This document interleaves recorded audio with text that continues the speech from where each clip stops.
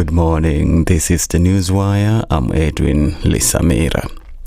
The Director of Public Prosecutions has ordered the prosecution of Bomet Governor Hilary Barchok and former Bungoma Governor Wycliffe Wangamati on corruption-related charges. The directive follows recommendations from the Ethics and Anti-Corruption Commission on allegations of conflict of interest and embezzlement of public funds. The ODPP has also directed further investigations against Kiambu Governor Kimani Wamatangi and Marsabit Governor Mohammed Ali. Governor Barchok is to be prosecuted alongside Evans Kipkoech, the director of Chema Sus Construction, who is accused of the acquisition of proceeds of crime. The impeachment trial against Kericho Governor Eric Mutai is to continue at the Senate. Governor Mutai's legal team, led by Katra Keegan, began their presentation last evening and will continue today before senators vote on the motion. MCA Martin Kiplangat testified that 18 of his colleagues did not vote for the motion and thus the two-thirds threshold was not met.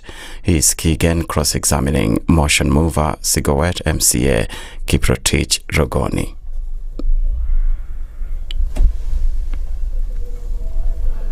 You are interested. You are interested in impeaching the governor forever.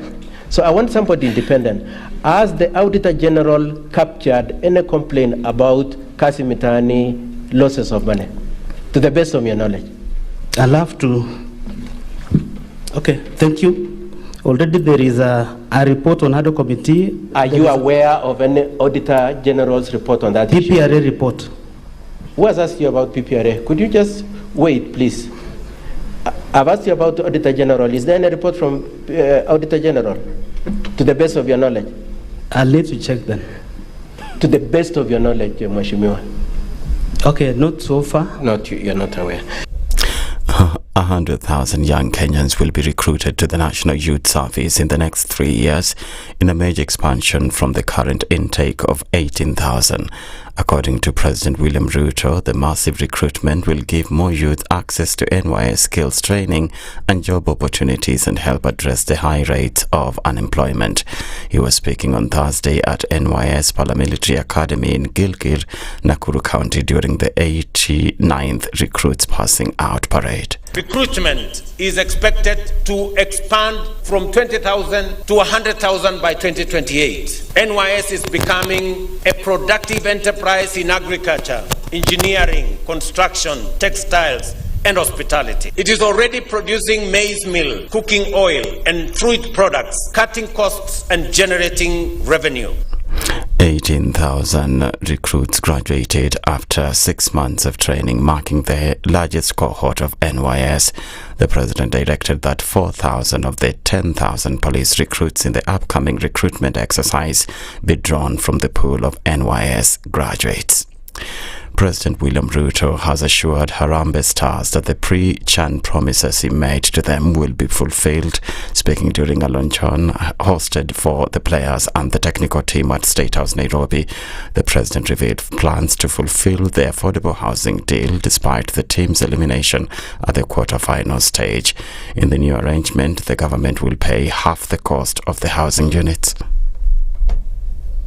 I know that you would have wanted to own a home. I believe you still will have to own a home. This is how we are going to do it. The two-bedroom house that we had agreed on costs 2 million shillings. We're going to pay for you 1 million shillings. You pay the other 1 million, or we will give you a mortgage you can pay over 20 years. You are going to be paying something like 2,000 or 3,000 every month, so it is affordable. And there is no room for exchanging the house with money. You will choose a house in a town you like.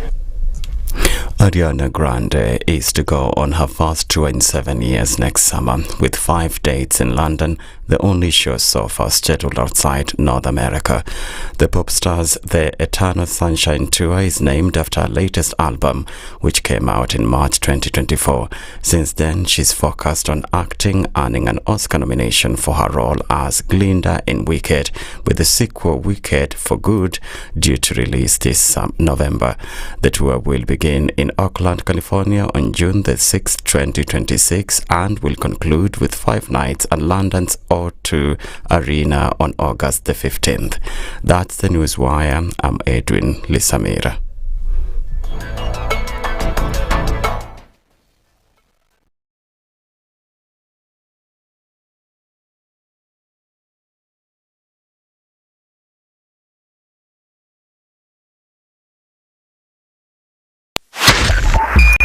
.5 SpiceFM, Kisumu. The following takes place from 6 a.m. to 10 a.m. every weekday on SpiceFM. In this country, 6 families and 8,000 Kenyans control 90% of the GDP. We are not a country. We are a plantation. We work for Ruth. When you're telling the judges court orders are papers or they will not obey court orders, they're sitting and you're seeking orders from them. So how are they supposed to interpret it? Isn't it an oxymoron? When you see a judiciary that seems to be under some control somewhere, you start questioning. We have very powerful governors, but they don't use their offices to serve the people.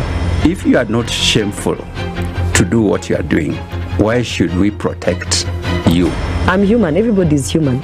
So when you're told, kuja tuongee, I mean, you'd be a fool to say, staki kuongea today. Conversations have to be had, you know? People in leadership should only go into leadership if they are ready and willing to change the lot of the people. The Situation Room, Kenya's biggest conversation. Good morning, and I love your show. Thank you. Having come from a Kikuyu radio background, I migrated to Spice because of the content. I was born in a slum, but somehow I got a break in life. So sometimes when you see the sweating coming out because of the passion and whatever it is, behind the noise, there are people, and we share the same umbilical cord. It shouldn't be like that. I am so disappointed. We used to tell Honorable Raila Amolo Odinga that he's doing politics of conmanship, and even President Uhuru Kenyatta, serikali hii ndio iko na conmanship ya hali ya juu. You cannot promise people that you reduce tax, then you double. In politics, there is the issue of trust. For you to turn around and then stab the same people who gave you that trust, there is no other level of dishonesty. Imabo, utaona dunia tu. The Situation Room, Kenya's biggest conversation. If we just gloss over issues and hope that time heals, then we might find that in generations to come, we might be back at the same situation. And the whole thing is born of stolen elections. Spice. When it comes to the decisions you make, you must be independent. There's no way you can allow one institution to dictate to you how you're going to conduct your operations, how you're going to decide cases. It's a no. When you weaken the institution to the point where they cannot take action, then you realize that politicians have to come up and now start dealing with the issues. That conversation has to die. Our politicians do not like the hard stuff. We must insist on the path of doing things right, whether popular or unpopular. Money changes hands. That is a fact. If you have political goodwill at the highest top, like in Rwanda, then corruption will be an issue of the past. If you don't have political goodwill at the top, we will pass laws, we will amend laws, we will continue passing laws and re-amending laws, and nothing will happen. This is the Situation Room, the only way to start your day. One of the things that are ailing our country is negative ethnicity. You find you as a state officer, instead of thinking as a Kenyan, you think like a tribal person. Let me tell you something. The biggest problem we have had in this country is a leadership deficit. There is nothing that you are going to do in the process of change if you are not a risk taker. So you really have to pursue your vision to a logical conclusion and even be ready to step on people's toes. When it comes to the economy, you can run away with it. They say statistics are like bikinis. They reveal a lot, but they conceal the vitals. And so government people would throw statistics at you and tell you they're revealing a lot of information to you, but it's really concealing the real vitals. We need to get out of that, because when we want to grow our democracy, one basic thing that really requires to be understood by the political class, by all of us, is institutions are critical. This is the Situation Room, the only way to start your day. In this country, 6 families and 8,000 Kenyans control 90% of the GDP. We are not a country. We are a plantation. We work for Ruth. When you're telling the judges court orders are papers or they will not obey court orders, they're sitting and you're seeking orders from them. So how are they supposed to interpret it? Isn't it an oxymoron? When you see a judiciary that seems to be under some control somewhere, you start questioning. We have very powerful governors, but they don't use their offices to serve the people. If you are not shameful to do what you are doing, why should we protect you? I'm human, everybody's human. So when you're told, kuja tuongee, I mean, you'd be a fool to say, stagi kuongea today. Conversations have to be had, you know? People in leadership should only go into leadership if they are ready and willing to change the lot of the people. The Situation Room, Kenya's biggest conversation. If we just gloss over issues and hope that time heals, then we might find that in generations to come, we might be back at the same situation. And the whole thing is born of stolen elections. Spice. When it comes to the decisions you make, you must be independent. There's no way you can allow one institution to dictate to you how you're going to conduct your operations, how you're going to decide cases. It's a no.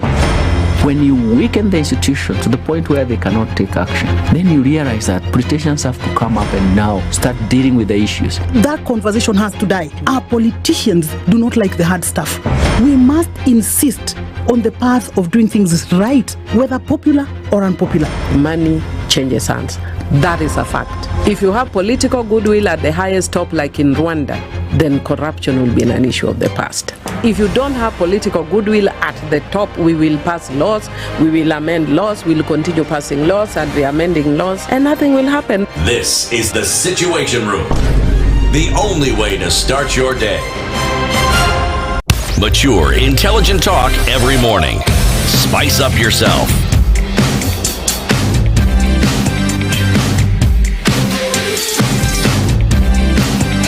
Mornings done right. 94.4. And just like that, imagine it's Friday. It's Friday day. It's Friday. Imagine. Good morning, Ndu. Even before you blinked your eye, it's already Friday. Yes, like and before you know it, it's Saturday and Monday. Before you can say Jack Robinson. Yep. It's Monday. Monday. But let's just enjoy the Friday right now, Let's enjoy the Friday. Let's enjoy the Friday. Hey. Uko salama leo asubuhi. Nashukuru. At least the weather is favoring me, man. You know? Yeah, God heard your prayers. Hey. And he said, angels, for the sake of Dennis Aseto on earth, we just need to, help him. For once yesterday, it was actually hot. I had to remove my sweater and I was like, yo, this what? Is kind of weather like. You removed your sweater? Yeah. How old are you? Me. Hey, serious? You know? Huh? Yeah. How are you this morning? Niko fiti, nashukuru, shambamba kabisa. We are just making sure that everything is in order. Kabisa. Thank you, please. Uko fiti. Mimi niko salama. That neck piece is doing things. Thanks. Yes. Let me just tell you guys today, let's just say things because... the computer is also wanting to talk. Hey, hold on. So today I came and my shoes were not tied. I was just confused. And Dennis Aseto helped me. Okay, can I tell you something? Yeah. I didn't know how to tie my shoes until I was about 13. And I sucked my two fingers, these ones, until I was 11. So I'm still kind of okay. Coping mechanism, or it's just... It was comfort. It was fantastic. Wow. And every now and then, I think unconsciously, unconsciously, I put my fingers in my mouth. Wows. So anyway, I didn't know how to tie my shoes until I was 13. So as you were tying my shoes today, I was just thinking, wow, you know what? I've come from far. It's been a journey. Yeah. But then again, I actually love doing those things. Is it? Tying people's shoes and whatnot. Really? Yeah. That was so cool. I think man.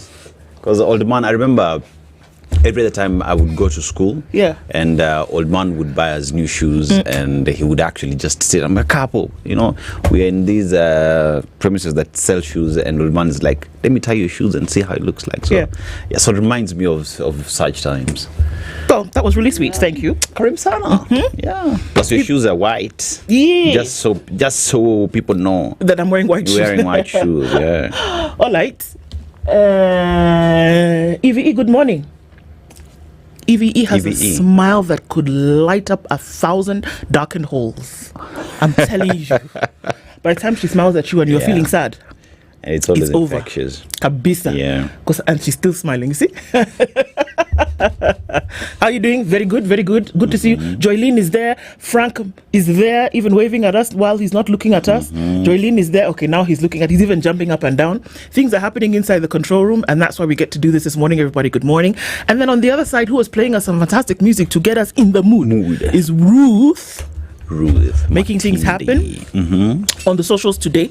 And then inside here, Ndu and Dennis, one Dennis down on Friday. We continue with the conversations either way. Good morning, everybody, and welcome to the last conversation for the week. This Situation Room, this Friday, the 29th of August. Our audience on KTN, good morning. And our live streams are up on YouTube, on Facebook, and on X. Good to have you here as we get into conversations for today. I want to tell you what we will be talking about this morning. So,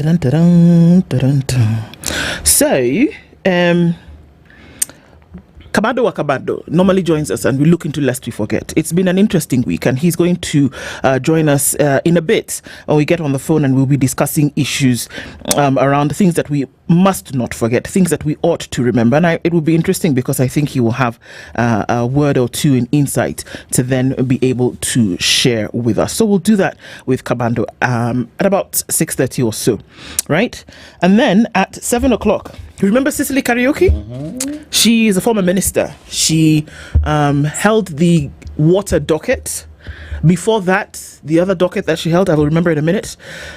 She's going to join us with another former minister who was Minister for Agriculture, Kipruto Arap Kirwa. We're looking at the week in review with these two politicians and former members of the executive that ran the country at some point. We're looking at the week in review with Cicely Karaoke and Kipruto Arap Kirwa. Will do that at 8 o'clock. If I were to scream right now, what would you feel? You would wonder. What's happening? Right? Are you okay? Exactly. If you saw me screaming and shaking my head, you would think, okay. There's a problem. Exactly. Call security. Exactly. Tumpeleke hospital. Tumpeleke hospital. Ile pale. But apparently, it's therapy. It's therapy for you to then be able to scream. It's Healthy Friday, and at 9 o'clock, our Healthy Friday conversation will dealing with trauma through scream therapy. And I know you want to know, so do I. Yeah. Two ladies join us. Mariana Nyango, she's a behavioral health innovation lead at Thalia Psychotherapy. And Rachel Kiaritha is the CEO of Kenya Counseling and Psychological Association. These two ladies join us at 9 o'clock. Apparently, you can deal with trauma through scream therapy. We're going to find out what scream therapy is all about. And maybe, in this case now, when somebody sees you screaming, they won't think you're crazy. Yeah. Abby? Okay. That's going to be an interesting one for us to go through a Healthy Friday conversation around 9 o'clock. And so that we'll be doing this morning. Buckle up. It's going to be a fun ride. I just thought, when you talk about scream therapy, it would, like, place we work in here at Spice, the studios, would be a perfect place for you to scream, because you are alone, you're screaming here, and no one will really know what is happening. By the way. Yeah. And many other studios that you have around. So anyone listening to us from these premises, scream therapy after today, you know where to go. Cindy? Yeah. I know, guys. Yeah, actually, actually think about it. Like I told you, I sucked my fingers, these two fingers. I sucked them for 11 years. And it was actually therapy for me. I would go into that little space and I would be comforted or frustrated, and that's why I say every now and then I'll find myself unconsciously putting my fingers in my mouth. Okay, I know that just sounds but yeah, it's a mechanism. Thank God for long nails now, because I don't do that as often. But anyway, it's a Healthy Friday conversation. That's what we'll be talking about today. So karibu sana, everybody. We are Still in the Seychelles. Seychelles, Okay. yes. Today's problem? We are in the Seychelles. So we've so far determined that these countries with beautiful beaches, tourism is doing very well. Yesterday we were told that as much as their fishing as well helps propel the economy, they fish a lot of tuna, but that Kenya has a lot of tuna, just that it's not been explored yet. Yeah. And also you talk about people who continue to push the economy as well in terms of offshore money accounts and whatnot. So it is also known for that. Others would say it's controversial because you find others would misuse monies from their country and store them in the Seychelles. And always point of conversation, right? But let's go to our proverb today. The noise of the sea does not stop the fish from sleeping. The Seychelles would think about it because they're surrounded by the sea. So yeah. That's very interesting.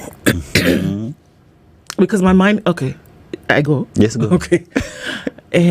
So I swim. And so one of the things that we did off the coast was go under water, the I can't even remember what it's called, the thing. But anyway, once you go underwater, when you're on the beach, you just see the water. Once you go deep enough underwater, the life down there is unbelievable. There's so many colors. You're just there swimming and you see a big fish, gold, blue, passing. Another one is over here doing its thing. There is a starfish just hanging out over there. There's a shoal of fish, different colors, just whizzing past you. And this is all happening in they don't mind you. And the beautiful corals. It's a world of vibrant colors down there. There's action. Up here, there's a boat. It's passing. People are shouting. These things are happening. There's, crab, everything running around. But you know what? They're doing their thing as though you were not there. Yeah. Perhaps that's the kind of thing. So this problem for me, I just thought about that immediately. And then you finish your swimming, you go back onto land. The fish and the sea life down there in the vibrant world of amazingness, they just continue doing what they're doing. So whether there's noise, the fish will not what? Will not stop sleeping. It will still sleep. It will, when it's time to sleep, it will sleep. When it's time to wake up and go and forage for food, it will do it. So you make noise, let there be a shark, let there be a whale, let there be dolphins doing whatever they're doing. When it's time to sleep, you sleep. I love it. Can I tell you one more thing? I'll just relate it to our headlines today. All right. Can you see the noise? Who is sleepy? Snorkeling. That's the word I was looking for, snorkeling. But then also being able to go deeper into the sea. Fantastic. Yeah. All right. So that's how I've interpreted mine. Yeah. I see. Yeah. We'll get into it a little bit later. Into the detail. Okay, so it's going to be interesting on getting into it this morning. Let's say hello to you, shall we? People tuning in, I love it that you can join us. People say so early in the morning. Yes. And because conversations need to continue, we find that our audiences are joining us all over and at any time. And because of that, we must acknowledge you even as we do. Sawa sawa. So welcome to Kenya's biggest conversation this Friday morning. And who's here? Let me tell you who is here. Bonjour, says Michael Olande. It's good to be back after a short break. Where were you? Where did you go? Tell us the truth. Where did you go, Michael? But good to have you back. Karibu sana. Don Sabo says, good morning, Ndu, Okari, and Aseto. Ndu, ask Okari. Well, since Okari is not here, I shall ask Aseto. Does he know the owner of Ladnan Hospitals? Me? I know two. Former and current. Okay. So there's your answer. Okay. So, Linus Gitonga is saying good morning this Friday. Good to have you in the room. Robert Ibogo is also tuned in. Good morning from Mombasa, says Peter Kiari. A clarity that hurts you is better than a hopeful conclusion that holds you. It's true that you're clear about something. Very, very true. Can you imagine if you're not sure about somebody, but if you know, like for example, if you know somebody doesn't like you, you know from the very beginning. True. We are not playing sour, we move. Yeah. But then that place where you're just like, okay, does he not? Am I not? Keep on plucking the flower petals. Exactly. Yeah. We move, man. I love it. That's a good one, Peter. Bonjour à tous. Good morning, Agola. Always good to see you, sister. And you're dancing because it's Friday. My friend, I keep telling you, in fact, one day we need to... Frank, one day, Rio needs to come here on a Friday to Salimia Watu. Yeah. Rio works for a sister station, Radio Maisha. I don't know, but his energy is on another level. Kavoy Felix says, good morning, Team Spice. Patrick Mutinda says, good morning, Spice FM. Hisa Daniel is tuned in this morning and is already wishing us a good weekend. Rogers Nyange tuned in, watching from Voi in Taita. Eric Awar says, good morning, guys. Good morning, Team Spice, says Jose Mahinda. Bonjour, mes amis from Siaya is Atieno. Good morning to you. Leo says, hello, Princess. Leo's the first one who started calling me Princess, even when he didn't know that I am one. Dennis and Aseto, of course. We greet Dennis, even Okari, even when he's not here. Where do all the NYS graduates go after graduation? That's a good question. Where do they go? They just go back to regular jobs? Yeah, they just go back to do something else. Yeah, pretty much. Okay. Unless you get absorbed, there are others who proceed to joining the military. It makes it easier for you because you've already gone through the system. So yeah. Oh, okay. That's interesting. Peter Gitao says, good morning, Spice. Asanteni sana for the great conversations and thank you for being here to make part of those conversations. Margaret Wajohi is tuning in this morning from Houston, Texas, says, let's continue the great conversations. Nawapenda nyote. Sante sana. Young Jedi is here. Good morning. And Christina A, good morning to you, sister.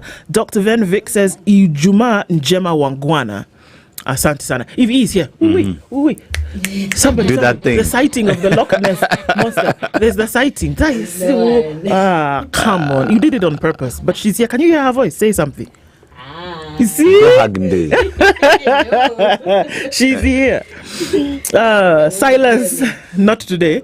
Silas Akala says, Wazalendo, Hamjambo, glad to join the morning. The Kenyan community in Brazil are doing well. There's a Kenyan community in Brazil. Oh, okay. I wouldn't understand why they're doing well. Huh?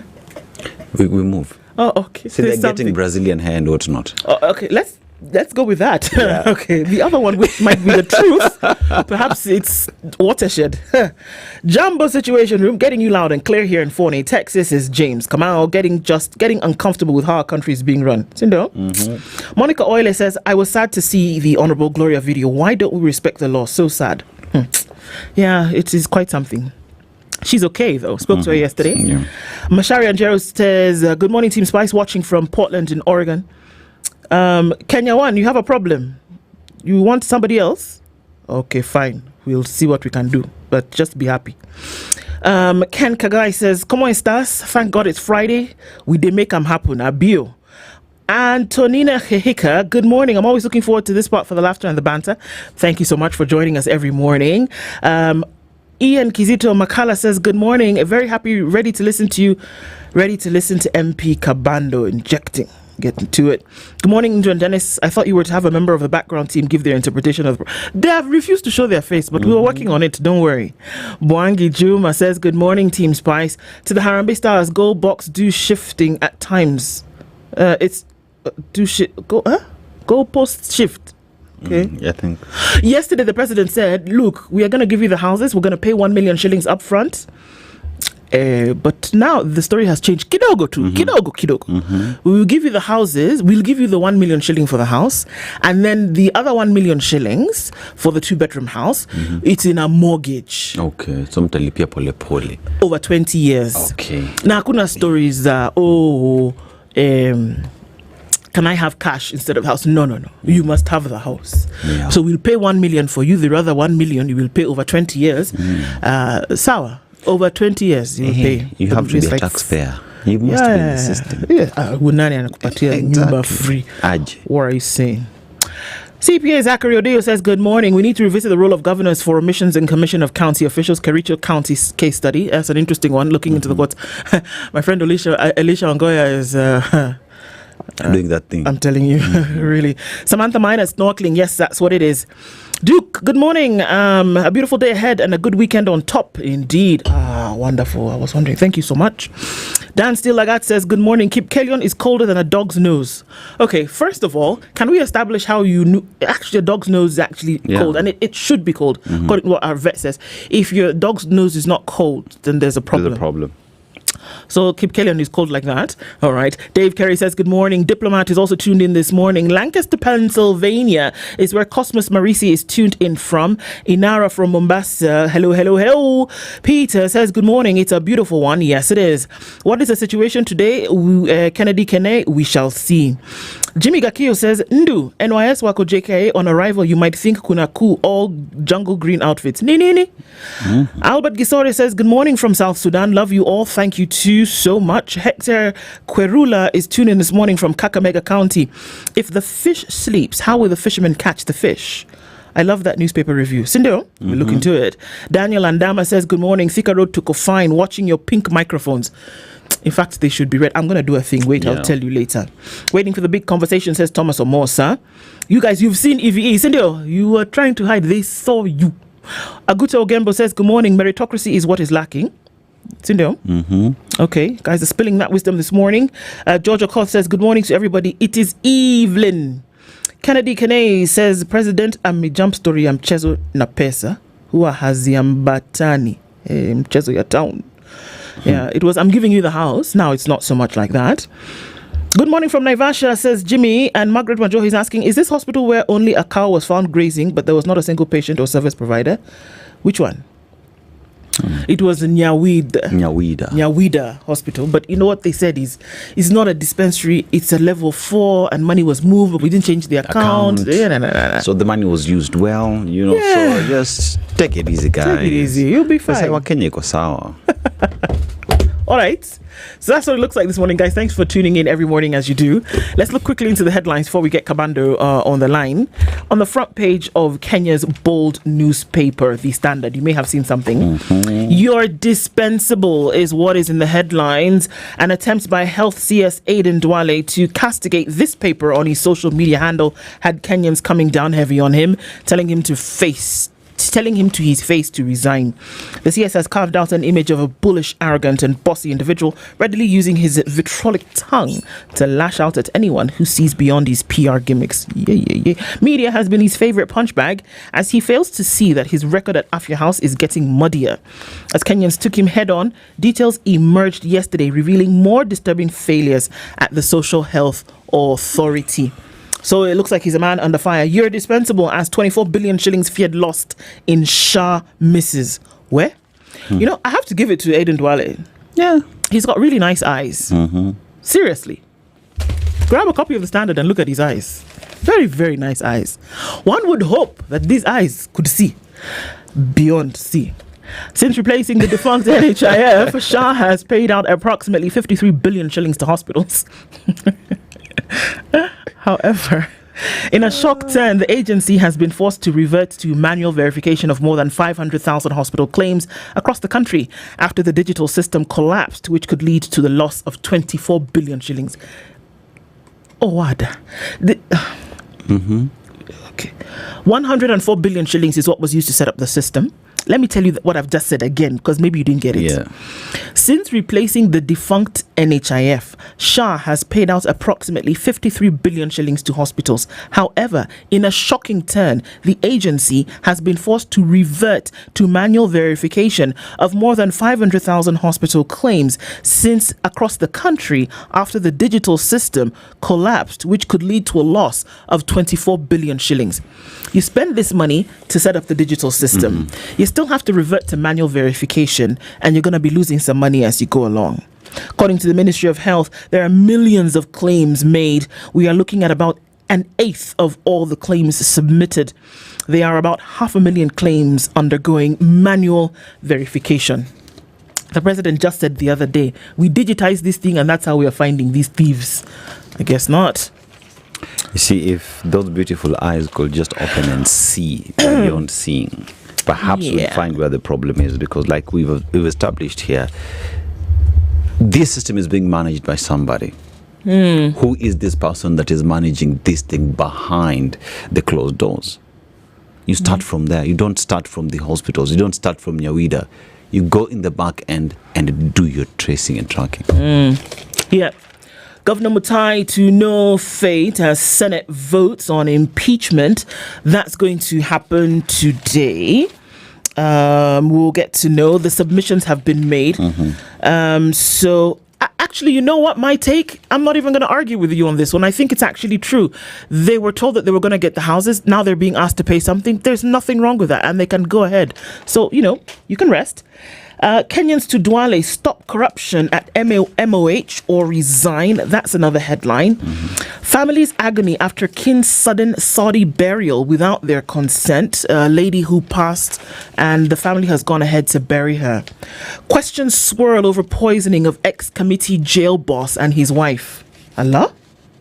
It just keeps going and going. So we also know that in the final of CHAN, which takes place this weekend, Morocco play Madagascar, and that happens at Kasarani. Let's see what the results of that will be. So the tournament, after 30 days, comes to an end, and let's see who will raise the cup. So, all right. That's what I'm looking at. What do you have? All right, so let's go to the Daily Nation. And Daily Nation, the headline there is Shakahola Season 2. Now, 2 years ago, hundreds of bodies were exhumed from Shakahola Forest in Kilifi. The victims, including children, had starved to death after being brainwashed by a cult. Authorities vowed never again, but now bodies are being unearthed at Kobinzaro, 30 kilometers from the first scene. And now we're counting 32 number of bodies exhumed from Kobinzaro Forest in Kilifi within 7 days, and it is feared that these numbers could continue going up. Now, Bomet governor in trouble as Kericho boss fights for survival. That we get to know today, his fate, and thousands of ex-teachers secure terminal benefits in new TSC deals. And NYS intake to rise to 100,000 recruits get quota in police hiring. Those are what's making headlines on the first page. On page 2 and 3 as well is that story on Shakahola, Kobinzaro. And Mudavadi defends millions spent lobbying U.S. leaders. Now, President William Ruto's administration has defended its 271 million shillings pledge on the American spin farm, describing it as a part of Kenya's foreign policy strategy. Foreign Prime Cabinet Secretary and Foreign Affairs Cabinet Secretary Musalia Mudavadi said it has become a tradition for countries to spend billions on United States lobbying firms to gain visibility in Washington. One would ask the question, do these countries, the United States, one would say the European Union, UK, do these hire PR firms to lobby in Africa, especially in Kenya? Or is it just one-sided? Do they hire firms to lobby for people's... They couldn't, good question. They couldn't give a rat's behind. Because at the end of the day, everyone is in Africa because Africa has what they need. How do they get it is the question. Do they lobby? Or do they just control? They couldn't care less what their image is. Yes. That's why you can see that. When did you ever see, for example, a Kenyan senator going to give their opinion about the president of the United States and how he is carrying out his duties? Never happens. Exactly. Perhaps it's about time that countries started looking inwardly and finding solutions to their own problems, because 270 million. I agree. Barchok Wangamati faced trial over graft as charges approved. Corruption everywhere. Now, ministry orders UHC staff headcount. So the ministry is also coming up and wants to deal with the problem of Casper and the brothers, ghost workers and whatnot. So a headcount has been called by Medical Services Principal Secretary Oma Oluga, as he was telling the National Assembly Health Committee on the need to having a headcount of UHC workers. All right. Looking into the Star this morning, and on the front page, inside Varsity's 42.5 billion shilling financial mess. Okay, so that's on the front page. You can just figure what that is all about. The president also speaking towards football. CHAN heroics pave way for AFCON 2027 glory. This is when he was speaking yesterday, when he was, telling the players about, this money that he was giving it to them. And it was good that I think he insisted that they actually take the houses, because you can imagine giving somebody a home and they don't have, and maybe they don't have one, but then at the same time insisting that we don't give you the cash because you could squander it, and you can't ask for cash in place of the house. And I think I do think that giving each of these folks a house is a good thing. And he's also, so we know that usually you play in a tournament like this, some of the players, and not all of them, might make their way to the team that would then start to train for the qualifiers going towards AFCON for 2027. We've already seen that Benny McCarthy has started to pick out other players.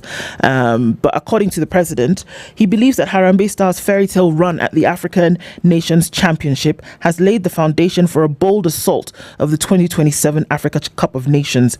The Stars' dream was cut short in the quarterfinals last Friday by Madagascar. I agree. True. I think that you've probably never seen the Harambee Stars play as good football at this level that they did in this tournament. And that's what usually the thing is, that it paves way for AFCON. And I think this is an opportunity for the Stars, and maybe under the leadership of Benny McCarthy, to actually to play some good football and to actually raise the profile of the country on a sporting level. And I think even as the president now came through to confirm that he was going to award them the houses and whatnot, it's about time that as well we just sat back and considered how we're remunerating them moving forward, so that it's not just a one-time thing because you played well at Chan, but that it's a constant thing that the country continues to celebrate its athletes. I'm glad. You know what really made me happy? Because I think of a lot of countries whereby presidents have come out to make promises to players about what would happen, because we cannot downplay the important role that sports plays, or like any other of music, the arts play in raising the profile of any particular nation. But usually what happens, I won't say usually, a lot of times what happens is that the promises made to players don't come through. The Super Falcons are the champions of Africa for women's football.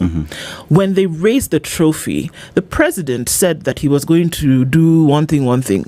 When did they win the trophy? Months ago. The Super Falcons are still waiting for the promise. So I will say, President Ruto, when these boys won the first match, by Monday he gave them the money. True. They won the second match. By that Friday he had given them, he had come with the money and he said, "Bado niko na ile yenu, I have it here." And now they've come out of the tournament, though the tournament is still going on, and he has said, "This is what we are going to do." Let me tell you, there's nothing that raises the confidence of players across sport than keeping a promise to them and trying to then professionalize the sport. So I have to congratulate the president on that one, because to make a promise, to keep the promise within the time of the tournament, I think it's absolutely amazing. All other things withstanding, this one that you've done for the players, President Ruto, we give you your flowers. Kabisa. Kabisa. All right, what other stories do we see making headlines? So today we're having that discussion there on the Pulse. We never tended to review these pull-out. So we have the Pulse newspaper, and out here is a beautiful girl. We have Ivy Nyaboke, who's a nurse. And we also have Back in Time, reemergence of old school music as well. We also have wearable art, which is making part of the pull-out today on the Pulse. So if you go in, there is the wearable art. Actually, it's really pretty, if you could just see. The Pulse is pretty? Okay. No, like the coverage. Oh, sure. The coverage, okay. Yeah, so if you look at these art that you're talking about, goes to show that fashion continues to evolve every day. Okay. Yeah. We'll go with that. Well done. Exactly. I want to look into this Shakahola story. Can I do that? Please do. No, but it's okay. Appreciative of things is very important. Yeah. All right. So James Kamau, we see you. Good morning to you. Thank you so much for keeping it here every morning. And it allows us to go through this. And I look, Erica War, it's true. When you look at the football and how it has raised, we see a place here where the boys have actually they've done a good job. And I think in the opportunity to then be able to celebrate them, I think we can. Okay, Shakahola season 2. 2 years ago, hundreds of bodies were exhumed from Shakahola forest in Kilifi. The victims, including children, had starved to death after being brainwashed by a cult. Authorities vowed never again. But now, bodies are being unearthed at Kwabinzaro, 30 kilometers from the first scene of horror. How many bodies so far? 32 is the number of bodies exhumed from Kwabinzaro forest in Kilifi within 7 days. This story is on page 2 and 3 of The Nation. You didn't think it would happen again? Well, right before our eyes, it is happening again. And under the same, mostly the same circumstances. Shakahola Season 2 is what it's being called. For the past week, a fresh nightmare has been unfolding at Kwabinzaro in Kilifi County, eerily similar to the Shakahola massacre that led to the discovery of hundreds of bodies in a forest. Homicide detectives have exhumed at least 32 bodies from shallow graves in a thicket, but authorities fear many more may have been buried in Kwabinzaro, especially because the few identified victims are not from the area. Do you understand? The body is being buried naked and facing upwards, paint a grim picture of an underworld possession of a tragic ending of life, reviving the horrors of Shakahola that shocked the world and battered Kenya's image. At one point, the government was forced to pull the plug on damaging live coverage of the exhumations, but what had been declared a never-again tragedy after Shakahola now feels like a chilling replay. Unfolding at Kwabinzaro, barely 30 kilometers from the first scene of horror. Each exhumation here evokes grief and disbelief, reviving haunting memories of Shakahola, where nearly only 2 years ago, more than 450 people associated with the Good News International Church under Paul Mackenzie died while fasting to meet Jesus. Once again, shallow graves are giving up their secrets. Skulls, bones, and decomposed remains are being unearthed.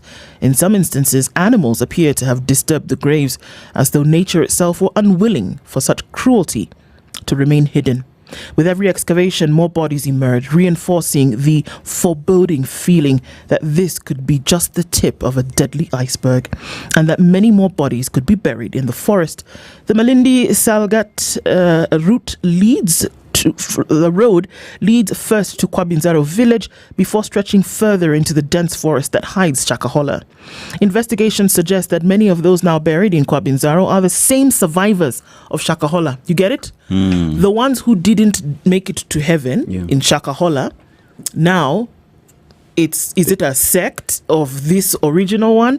Is it a new church? Is it the same church? But now they've said, okay, since they're on to us, let's go somewhere else. What's the case? 30 kilometers they just moved, from Shakahola. Wow. They didn't move too far, but okay, let's do this over here. Investigations suggest that many of those who are now buried in Kwabinzaro are the same survivors.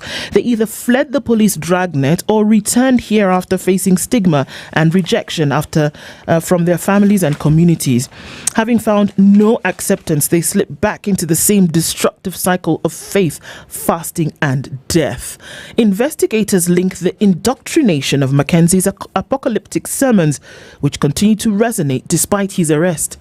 The message is still continuing, whether he's in prison or not.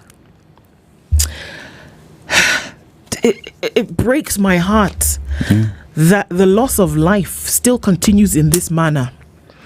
And you know what? I hazard a guess that there are many more bodies in Shakahola, not even Kwabinzaro, in Shakahola that have not been found. Remember that outside the Malindi Sub-County Hospital, there is a makeshift morgue, a freezer that we keep it in power, and the body is still there yet to be identified. For the longest time, we were told that there were no reagents to then be able to do the DNA testing. Don't even let me start on that. But even before that has been figured out, there are more people dead, buried in this grotesque manner. Come on. I don't even know. You know, I remember there's a time I was with Governor Kilifi County, Gideon Mungaro, and he was complaining of that makeshift morgue that is there, because you look at what the county is doing to maintain that facility. So that means it's spending more on power, bills are high, the government is not communicating on when it's planning to conclude these investigations, identify these bodies. And he said it'll get to a point where they'll just have to disconnect power and the government will have to deal with those bodies. But remember, even as we're still in Shakahola, we're talking about over 400 bodies, but there are over 600 who are still missing. Take that number, 600 who are missing in Shakahola. Now we're talking about Shakahola 2 at Kobinzaro, 32 bodies, and there are fears that these numbers would continue growing up. Yeah. Because if you look at how the government pathologist Johnson Odoro describes it, is as opposed to what was happening in Shakahola, at Kobinzaro, it is deeper in the forest and it is spread. So from one grave to the other, you have to walk a distance to just search on where these bodies have been buried. Oh my God. I don't know. It looks like it's going to get worse. And then being able to figure, and remember that there were 96, now there are 92. Mm-hmm. There are 92 individuals who are under charge at the court over this issue. When does it end? Mm-hmm. When does it end? When does it end? When does it end? And another question is, one would have hoped that with these having happened in Shakahola, that there would have been a proper security put in place to ensure that a repeat of this Shakahola, as had been promised earlier, would not happen. But seems as though the security agencies and apparatus of the country, after Shakahola 1, whether they continued with investigations or not, they also folded their hands and went back to their posts. Never went back to find out if at all we still have the Kobinzaro massacre still ongoing or not. Nah, man. This is sad. It is very sad. It's very sad, and unfortunately the next couple of days, if going by what we've seen so far, is only going to provide more horror in terms of, you know, what's being unearthed here. Yeah. My God. All right. Let's look at another story. So there is this story on the Standard, You're Dispensable, an attempt by Health CS Eden Duale to castigate this paper on his social media handle had Kenyans coming down heavy on him, telling him to his face to resign. The CS has carved out an image of a bullish, arrogant and bossy individual, readily using his vitriolic tongue to lash out at anyone who sees beyond his PR gimmicks. Media has been his favorite punch bag as he fails to see that his record at Afya House is getting muddier. As Kenyans took him head on, details emerged yesterday revealing more disturbing failures at the Social Health Authority. This story has continued to page 10 of the paper as Kenyans continue to ask the difficult questions on what is happening at the Health Ministry. Now, the digital superhighway system, which cost the taxpayers 104 billion shillings, crumpled, exposing the claims process to manipulation. And now, in what signals a major clawback, the Social Health Authority, SHA, has been forced to revert to manual verification after realizing suspected losses running into billions of shillings. The ministry decided to turn back to manual systems for verification claims. Just that alone, the ministry seems as though is admitting that they have lost billions of shillings through the system. Now, there are millions of claims made. We are looking at about an eighth of all claims submitted are undergoing manual verification.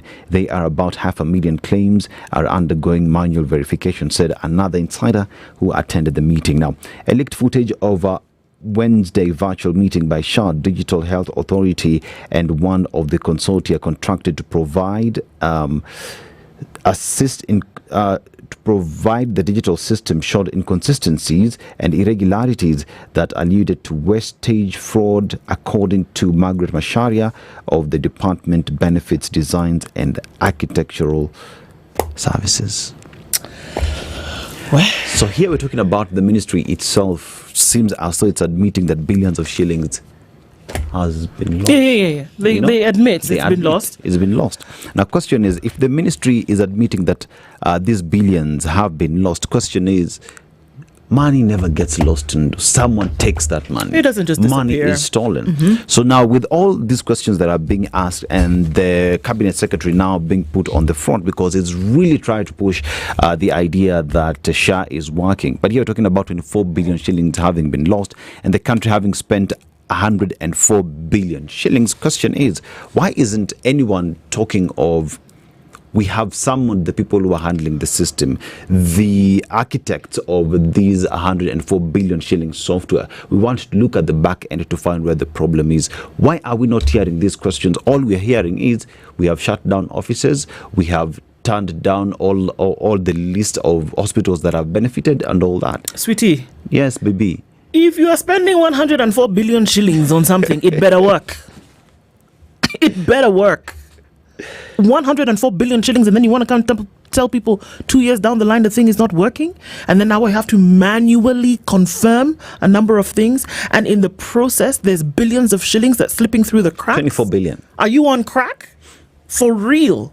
That has to be some serious potent drugs that you're on to be able to come and tell Kenyans, oh yeah, well, it's not working, we're gonna figure it out. No, we have to get beyond the place whereby you can give such excuses and then be able to get away with it. No. Question is, in a country that is as sophisticated as Kenya is, a country that prides itself in being the silicon savannah of Africa, and you look at the digital highway that has been put in place, the intelligence community that we have, the proper investigators from the DCI that we have in this country, you want to tell me that the government of Kenya is unable to find out what is happening at SHA? There are two things. Either the government does not want to find out, or it's unable. Or it has deep. Found out. Yes, and just doesn't want to route out who the people involved are. Exactly. That's it. Okay. I need to breathe. Bomet governor in trouble as Kericho boss fights for survival. It would appear, you read that headline, let me look into the story really quickly, because it would appear as though the long arm of the law and justice grind no matter what. So what does that tell us? It tells us that we know that Senate will tell us today whether his impeachment will be upheld and then he's therefore convicted, or whether it will not be upheld and he's asked to go back to Kericho and continue his job. Now, while all of that is happening, Barchok, Wangamati face trial over graft as charges are approved. The spotlight on the war against corruption intensified yesterday as the Director of Public Prosecutions cleared charges against Bomet Governor Hilary Barchok and former Bungoma County boss Wycliffe Wangamati. The decision by DPP Benson Ingonga came just moments after President Ruto's tough talk against the vice, warning those involved in corruption that they will face the full force of the law. Dr. Ruto on Wednesday declared no office, no title, no individual is above the law, saying he will leave no stone unturned in the fight against the vice. The latest development now piles pressure on sitting and former county bosses under investigation, coming just a day after Mr. Ngonga confirmed Barchok and Wangamati will face trial over conflict of interest and embezzlement of public funds. At least 6 serving governors and 11 former county chiefs are said to be on the radar of the Ethics and Anti-Corruption Commission. Cases against Dr. Barchok and Mr. Wangamati will test whether President Ruto's renewed war against corruption and the seemingly political goodwill to deal with the vice will translate into convictions in court. So it's all a wait and see kind of thing. Will it go to court? Will there be, blah, blah? We'll see. I think the fact that the president has pointed it out is a good thing. What follows after the fact now is what Kenyans are waiting to see. And it's good that we see someone like Wangamati, who is a former governor, also being on the dock, shows that this fight on corruption now goes way back. Talk about the likes of Okoh, Mike Sonko, Kidero as well, and the cases that they had. I mean, it's a good thing that this is happening, only that Kenyans are waiting to see all heads roll. Absolutely. Not just for a few individuals. Indeed. Yeah. That's what people are waiting for. It's nice. Prefer the charges. Yeah. Investigations being done, but don't come to us later, as he did in the beginning of this year, and he received a lot of public backlash in terms of dropping cases and then citing lack of evidence as the reasons to why he was dropping those cases. But that also the justice system demands that by the time you bring forth, these charges, that you do have sufficient evidence that you're going to use. So when you drop a case, one also wonders then, what happened? And I think where were you? Also, one thing that is critical, we only hope that the fight against corruption is not politicized. I hope Let's not play politics with fighting corruption. If somebody's done something wrong, investigate it, and you find that you have enough evidence, beyond reasonable doubt is what they ask you to do. Get that, and then be able to bring the people to book. True. But then if we say that corruption is the bane of Kenya's existence up till now, and that you need to deal with it, and deal with it properly. And don't lose your steam along the way. this is what people are begging of the EACC, begging of the ODPP, and of course all the other agencies who are involved in this fight. If anything, Kenyans will power that steam, will give you coal. Exactly. Yeah. Good morning, 7 a.m.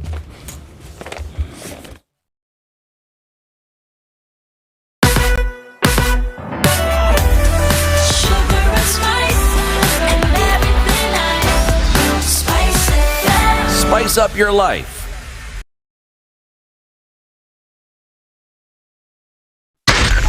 Spice FM, Nakuru. This is the Newswire. I'm Edwin Lisamira. The IEBC will resume continuous voter registration on September the 29th. This comes even as retired Chief Justice David Maraga faulted the Commission for stalling the process since 2022. In a statement, Maraga cited Article 88, Clause 4, Clause A of the Constitution, which obliges the IEBC to conduct continuous voter registration.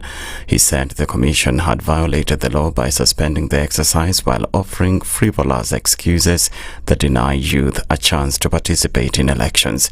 Announcing the resumption on Thursday, IEBC Chairperson Erastus Ethekon said the exercise will allow citizens to enroll, update their records, or transfer to new polling stations ahead of the 2027 general election. Deputy President Kithure Kindiki has ruled out the use of manual systems in government procurement, insisting the process will remain fully electronic despite resistance from some quarters. Speaking on Thursday during the 13th Development Partnership Forum in Karen, Kindiki said e-procurement enhances transparency and accountability. Kindiki, responding to concerns raised by Council of Governors Chair Ahmed Abdullahi, said challenges with manual systems run deep across national government agencies, including his own office.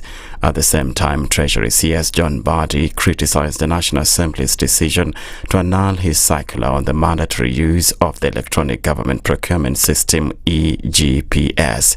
He claimed that individuals opposed to it are keen on manipulating the procurement system for selfish interests.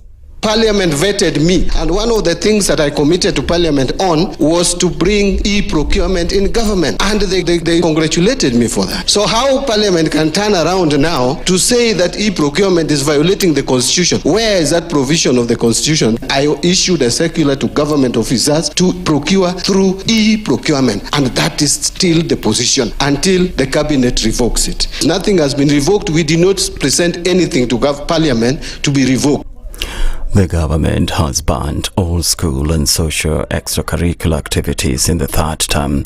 In a statement, Education PS Julius Bitok said the measures aim to enhance focus on exam preparation and reduce disruptions.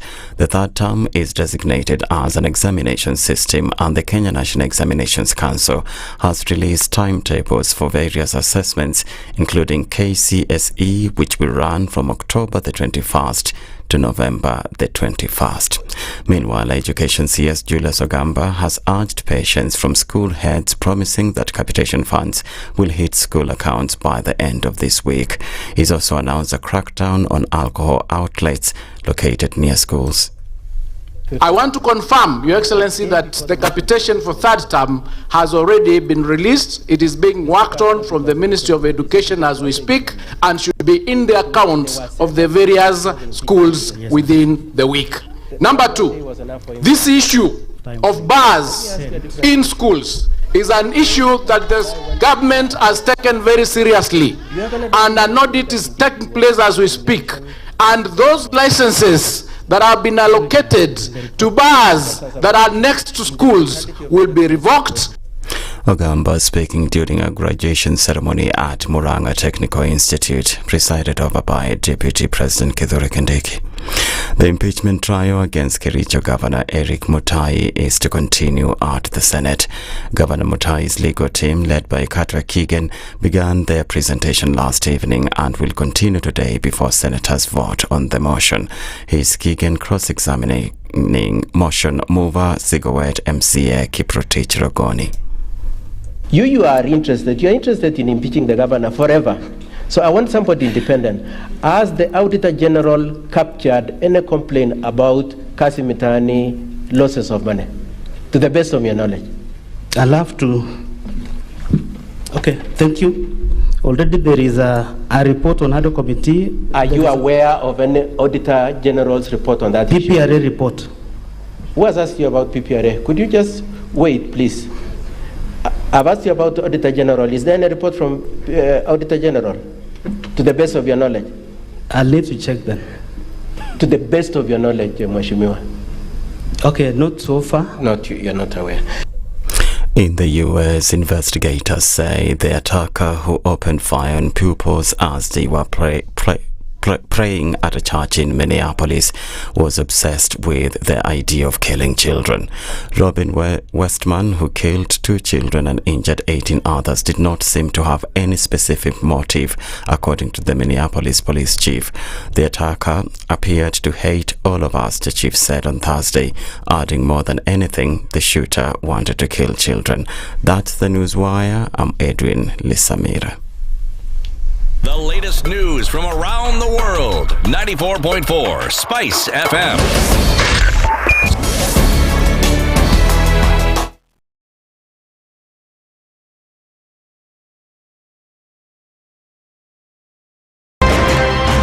Good morning, and I love your show. Thank you. Having come from a Kikuyu radio background, I migrated to Spice because of the content. I was born in a slum, but somehow I got a break in life. So sometimes when you see the sweating coming out because of the passion and whatever it is, behind the noise, there are people. And we share the same umbilical cord. It shouldn't be like that. I am so disappointed. We used to tell Honorable Raila Amolo Odinga that he's doing politics of conmanship. And even President Uhuru Kenyatta, serikali hii ndio iko na conmanship ya hali ya juu. You cannot promise people that you reduce tax, then you double. In politics, there is the issue of trust. For you to turn around and then stab the same people who gave you that trust, there is no other level of dishonesty. Imabo, utaona dunia tu. The Situation Room, Kenya's biggest conversation. In this country, 6 families and 8,000 Kenyans control 90% of the GDP. We are not a country. We are a plantation. We work for Ruto. When you're telling the judges court orders are papers or they will not obey court orders, they're sitting and you're seeking orders from them. So how are they supposed to interpret it? Isn't it an oxymoron? When you see a judiciary that seems to be under some control somewhere, you start questioning. We have very powerful governors, but they don't use their offices to serve the people. If you are not shameful to do what you are doing, why should we protect you? I'm human, everybody's human. So when you're told, kuja tuongee, I mean, you'd be a fool to say, staki kuongea today. Conversations have to be had, you know? People in leadership should only go into leadership if they are ready and willing to change the lot of the people. The Situation Room, Kenya's biggest conversation. One of the things that are ailing our country is negative ethnicity. You find you as a state officer, instead of thinking as a Kenyan, you think like a tribal person. Let me tell you something. The biggest problem we have had in this country is a leadership deficit. There is nothing that you are going to do in the process of change if you are not a risk taker. So you really have to pursue your vision to a logical conclusion and even be ready to step on people's toes. When it comes to the economy, you can run away with it. They say statistics are like bikinis. They reveal a lot, but they conceal the vitals. And so government people would throw statistics at you and tell you they're revealing a lot of information to you, but it's really concealing the real vitals. We need to get out of that, because when we want to grow our democracy, one basic thing that really requires to be understood by the political class, by all of us, is institutions are critical. This is the Situation Room, the only way to start your day. Mature, intelligent talk every morning. Spice up yourself.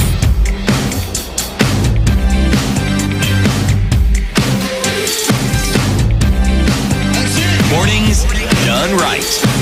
94.4 Spice FM, Nairobi. All right, coming in this morning at 9 minutes after 7 o'clock this Friday, Kenya's biggest conversation in the Situation Room continues. Our live streams are up on YouTube, Facebook, and on X, and our audience on KTN. We continue with this conversation this morning, letting you know just in a minute what it is that we'll be talking about. But I've got to ask you, what are you doing on the 8th of September if you are in Mombasa? What are you doing on the 10th of September if you are in Eldoret? What will you be doing on the 13th of September if you're in Nairobi? Well, let me tell you what you should be doing, especially if you're looking towards getting a hold on what your university education will look like in whatever part of the world. You need to attend the Cradle Study Abroad World Fair. The Cradle Study Abroad Fair takes place in Mombasa, Eldoret, and Nairobi this September. You need to get onto the website www.cradle.com. What are you going to experience? You will experience the platform that is Cradle, which uses AI to connect students to their future universities in the perfect destination. And there's a matching tool, not somebody who will say, okay, let's do mix and match and see where we can find you. No. It is your wants, it is your desires, it is your educational background that's taking you into a future career that you want. So during the fair, there'll be the battle of the destinations where folks duke it out to say, this is where you need to come. Folks will be represented from the UK, from Australia, Germany, Ireland, Canada, and much more. And then you'll be able to make your choice when it comes to a university education. You will then be able to interact with university representatives. You will have tailored guidance on career paths. You will have visa and accommodation support and on-the-go applications. On the spot, apply, get accepted, keep the caboose moving. That's what's going to be happening in Nairobi, Mombasa, and Eldoret. Not to forget, mark the dates, 8th September, 10th September, 13th September. If you're going to be in Nairobi, you want to go to the Movenpick Hotel. If you're in Mombasa, you'll go to the City Blue Hotel. And Boma Inn in Eldoret is going to welcome folks. Remember, www.cradle.com. It's invite only and it's free, but we're going to need you to register. If you need any help, call 070 0799 000 and let's get this going. Sawa. Yep. All right. What do you do with your money? So now, we have been asking the question, when exactly is it the right time for you to start creating your wealth? And the time is now. Mm-hmm. You know, in Swahili, they'd say sasa na kama si sasa ni sasa hivi. Now, our friends at the Standard Chartered Priority Banking are saying that there's never been a good time to control your financial future. So when we say now is your time, it's not just about throwing a tagline around, it's about living true to that word. So it is all about being deliberate with your money, goals, and legacy. Now, Standard Chartered Priority Banking offers a comprehensive approach to managing your finances, meeting both your current lifestyle needs and your future aspirations. Now, whether you are thinking about starting a portfolio, streaming, or just having your money well, they will give you a tailor-made service just for you. Okari loves to call it a bespoke opportunity for you to have a package that speaks to who you are. And when you've worked hard to build something, trust and security becomes everything. There's no way you're just having all this money and you don't trust those that are keeping it for you. Standard Chartered Priority Banking are here to assure you that it is well kept. So at Standard Chartered Priority Banking is a solely trusted partner who understands wealth isn't just about money, it's about people, it's about values, it's about legacy and the future behind it. So if you want to get onto these, there's an email, wealth.ke@ac.com to begin your journey, because your time is now. Indeed, your time is now. We're just hearing reports that there is quite a heavy traffic snarl-up coming into Nairobi on the A104, and that's coming in from Naivasha. Not quite sure what has caused that, but folks essentially have slept on the road all night. So just trying to get more details about what's going on. If you're heading into Nairobi, just know that that's what's holding you down, and one would assume that police officers are then trying to get this traffic moving. Folks literally slept. We're looking at 7 o'clock this morning when that traffic has started to then ease a little bit. So of course, getting information in terms of what happened on the road overnight, and hope that folks as they get into Nairobi will be able to do so in a flowing fashion. So that's just coming into us. More information coming to you as we get it. All right, we're getting into our conversation this morning, and we're going to do that with two former cabinet secretaries. One is already here and she's looking resplendent in yellow. Cicely Karaoke joins us this morning. Good morning. Good morning. How are you doing? Very well, thank you. How about you? Very well. Thanks for having me. Thank you for coming. It's good to see you. Right. We'll talk a little bit about, a lot of the things. We're looking into the week that was. Usually they say if we're going to chart the path ahead, we need to take a look at what has happened behind us. But before we do, Dennis is going to welcome you with today's proverb. He'll tell you where that's from. We'd love to get your interpretation of it. Yeah, coming from the island country of Seychelles. Its people are called Seychellois, and it's a country full of tourism simply because it's an island, beautiful beaches. And another thing that propels the economy of the country is fishing, and tuna fishing is what continues to be there. Also, it is known for offshore accounts, so a lot of people are taking their monies out there, but there is always a conversation on why everyone seems to be taking their money, especially from other African jurisdictions. And there's always a debate around why that is happening. That's a conversation for another day. But let's go to a proverb today. The noise of the sea does not stop the fish from sleeping. The noise of the sea does not stop the fish from sleeping. How would you interpret that? Wow, interesting. The noise of the sea does not stop the fish from sleeping. Bringing it right home, perhaps the headlines today kind of help me interpret this a little bit, right? So it doesn't matter the noise that Kenyans are making because of the crumbling SHA scam, we can call it that, but it won't stop Wana Dandole from sleeping.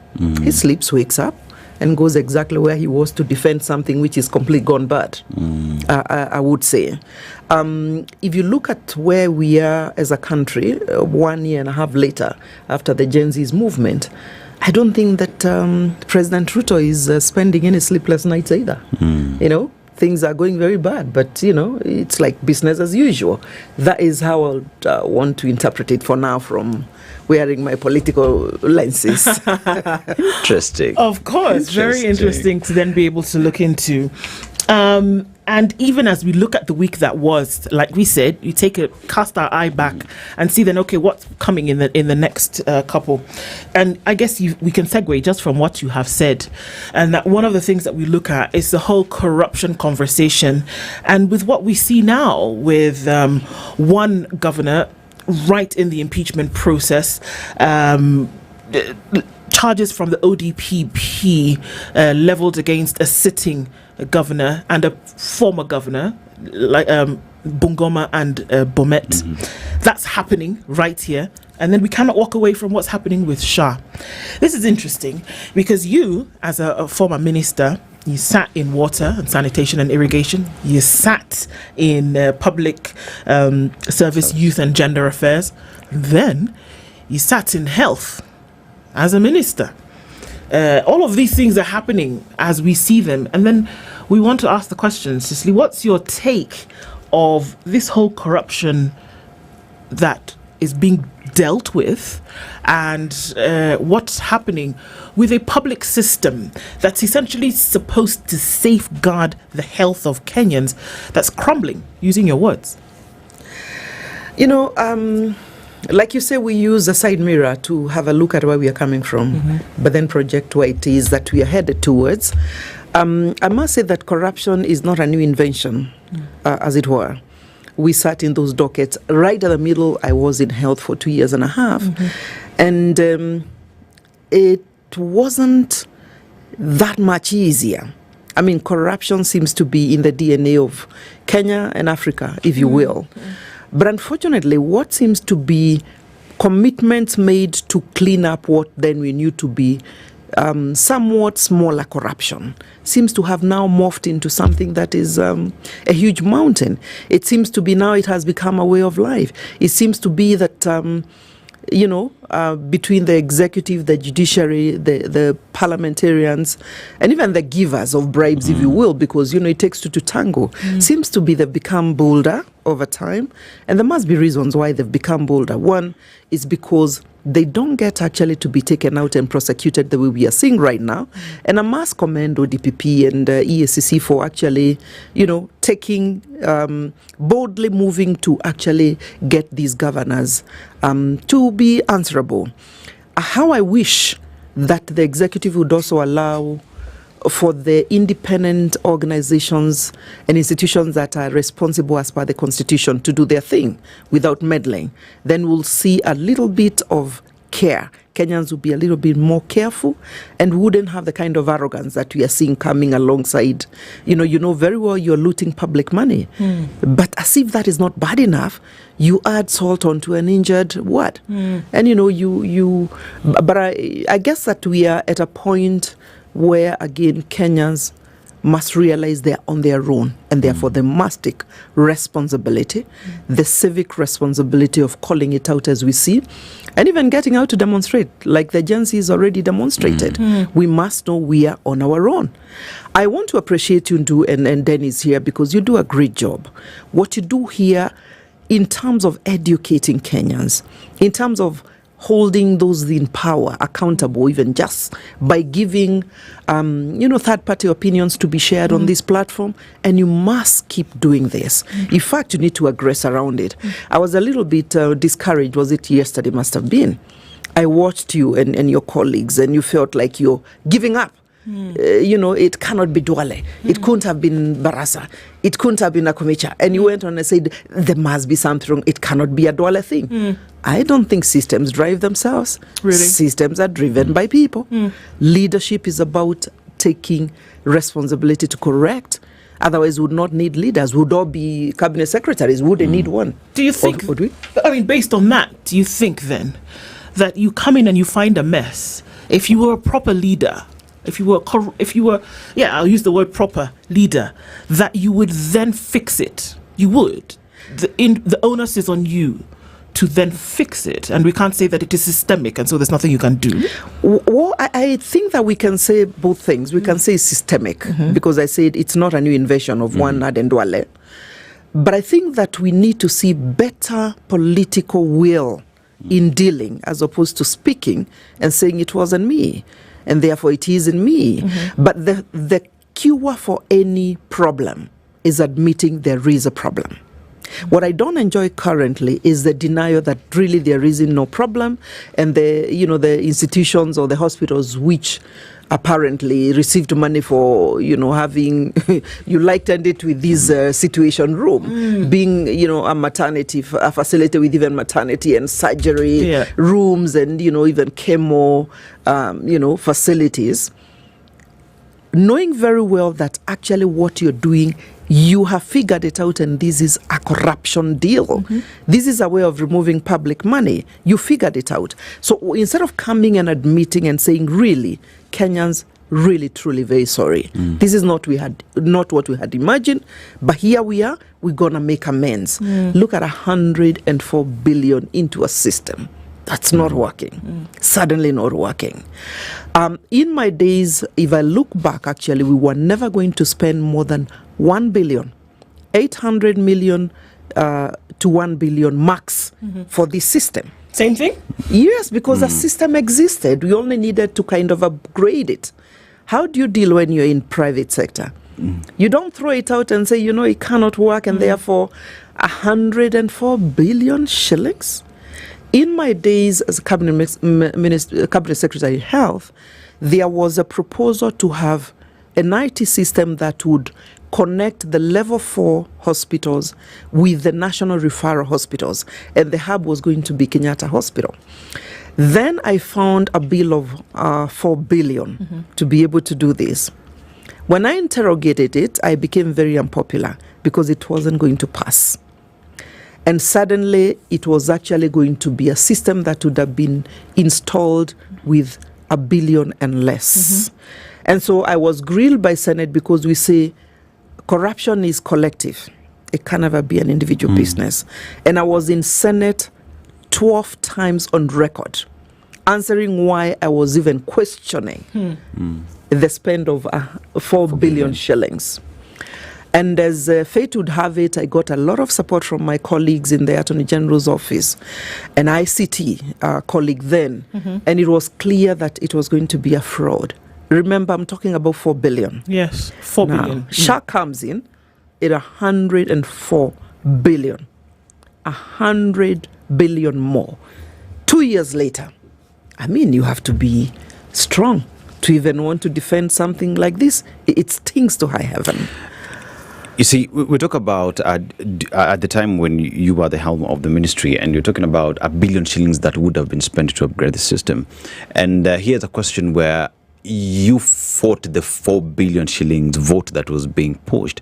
But here we are, 104 billion shillings in, with the hope that universal healthcare would be achieved by all. Now, as we sit today and look at the mess that is the health sector in provision of the services to Mwananchi, one asks the question, is it that, because you are the CS, is it that the CS Duale is unable to look at the system and point to where the problem is, or is it that he just doesn't want to? It becomes very, very difficult when you are acting defensive, because you then are not able to really appreciate the magnitude of the problem, let alone appreciate that there is a real problem for which you could partially take responsibility. I'm quick to note that Aden Duale may not actually be able to cure this systemic problem alone. He must call on experts from elsewhere, because when we run government and you're only a minister in one specific sector, it behoves on you to be able to call on expertise from your colleagues. Whoever is responsible for ICT and your mitandao needs to be part of resolving. The persons who are in charge of, I don't know, name it, public service, where the civil servants are not able to now access health care, need to be part of the solution. That's why we popularly talk about a whole government approach. The president and the executive office of the president must be at the middle of resolving. Because remember, the person who Kenyans elected to be the president and lead us forward as a country is President Ruto. So it cannot be a Duale alone problem. Now, is he listening to the technical people speak? I'm not very sure, because, when I listen to one of the PS, Dr. Oluga, speak about, and, take Kenyan through what really it means and how the money is getting lost, I was very, very pleased. I really felt like this is where politics meets with technical expertise, because he's able to actually break it down into more bites, and we're able to see where the gaps are. Then I do think the attitude of Kenyans may be too helpless to do anything anyway. So we continue day in, day out, 3 weeks now, and we are not seeing the end to it. Calls on President Ruto to be able to come in now. What I heard the president say, it must have been yesterday, was that because we have this very robust ecosystem, that is why these things are coming to the fore. Because it's been digitized. Please. And then today we wake up and 104 billion system has crumbled, and therefore we've resorted to manual verification of claims. This is where the devil will be. You can tell Kenyans, this is where the devil will be. Manual verification of claims. Give us a break. Well, we're going to come back and we're going to look into it then, because in that situation, what would you do? You have been in a situation like this before, whereby, again, by your own admission, 12 times before the Senate, to have to answer questions. How do you deal with that? You've also said that the first thing towards solving a problem is to admit that there's a problem in the first place. If we see the admittance of that, perhaps we'll say we're on the right track. We will come back, and at this point, going to welcome as well former Minister Kipruto Arab Kirwa. He's here with us this morning. Waziri, good morning. Good morning. How are you? Very well, thank you. How are you doing? Well, I'm doing well. I thank God I'm still around. We do too. It's good to see you. The Southern Bypass held you at some point. Yes, of course. I have to admit, I woke up late. Oh, you did? Yes. Well, there you go, Cicely. Cicely has told us that if there's a problem, if you admit that there's a problem, we're halfway towards solving it. Yes, thank you. Thank you for being here this morning, having into conversations and looking into the week that was. And as we have this conversation, Cicely, all of these things have happened in this week alone, and we've not even scratched the surface of it all. And so I guess we could just jump in with you, Waziri, as well, that we're looking at the, the dealings of the SHA system, which then gives into an overall problem whereby we talk about, unfortunately, the mismanagement of systems in the country. Are people just being anti-political when we talk about these issues? When we talk about SHA, when we talk about waking up on a Friday morning and you're being told that 104 billion shilling system, unfortunately, is not going to work so well. Are people just being sensational and political, or are we staring in the face of a gargantuan problem? Well, it's a very serious problem because, this regime, since it started decimating institutions and not allowing institutions to operate independent of interference from the executive. This therefore means that no institution works without almost some kind of micromanagement from the president himself. You remember, even this system, we could have used less than $1 billion, and we redo the former NHIF. But now we have to spend 104 billion shillings, and we are not seeing evidence of that kind of efficiency that we were told at the beginning of time. So people are not being sensitive. At times I feel as Kenyans, we are becoming insensitive to the problems on our face. And we are becoming almost unable to deal with the person responsible for that. Imagine all these problems are happening and he says we are doing very well. And I don't know, when he talks about all these things, including the economy, where are we doing well unless he himself is doing well? You see, when you're having this discussion, as the country continues to talk about this, there has been the idea that Kenyans are just noisemakers.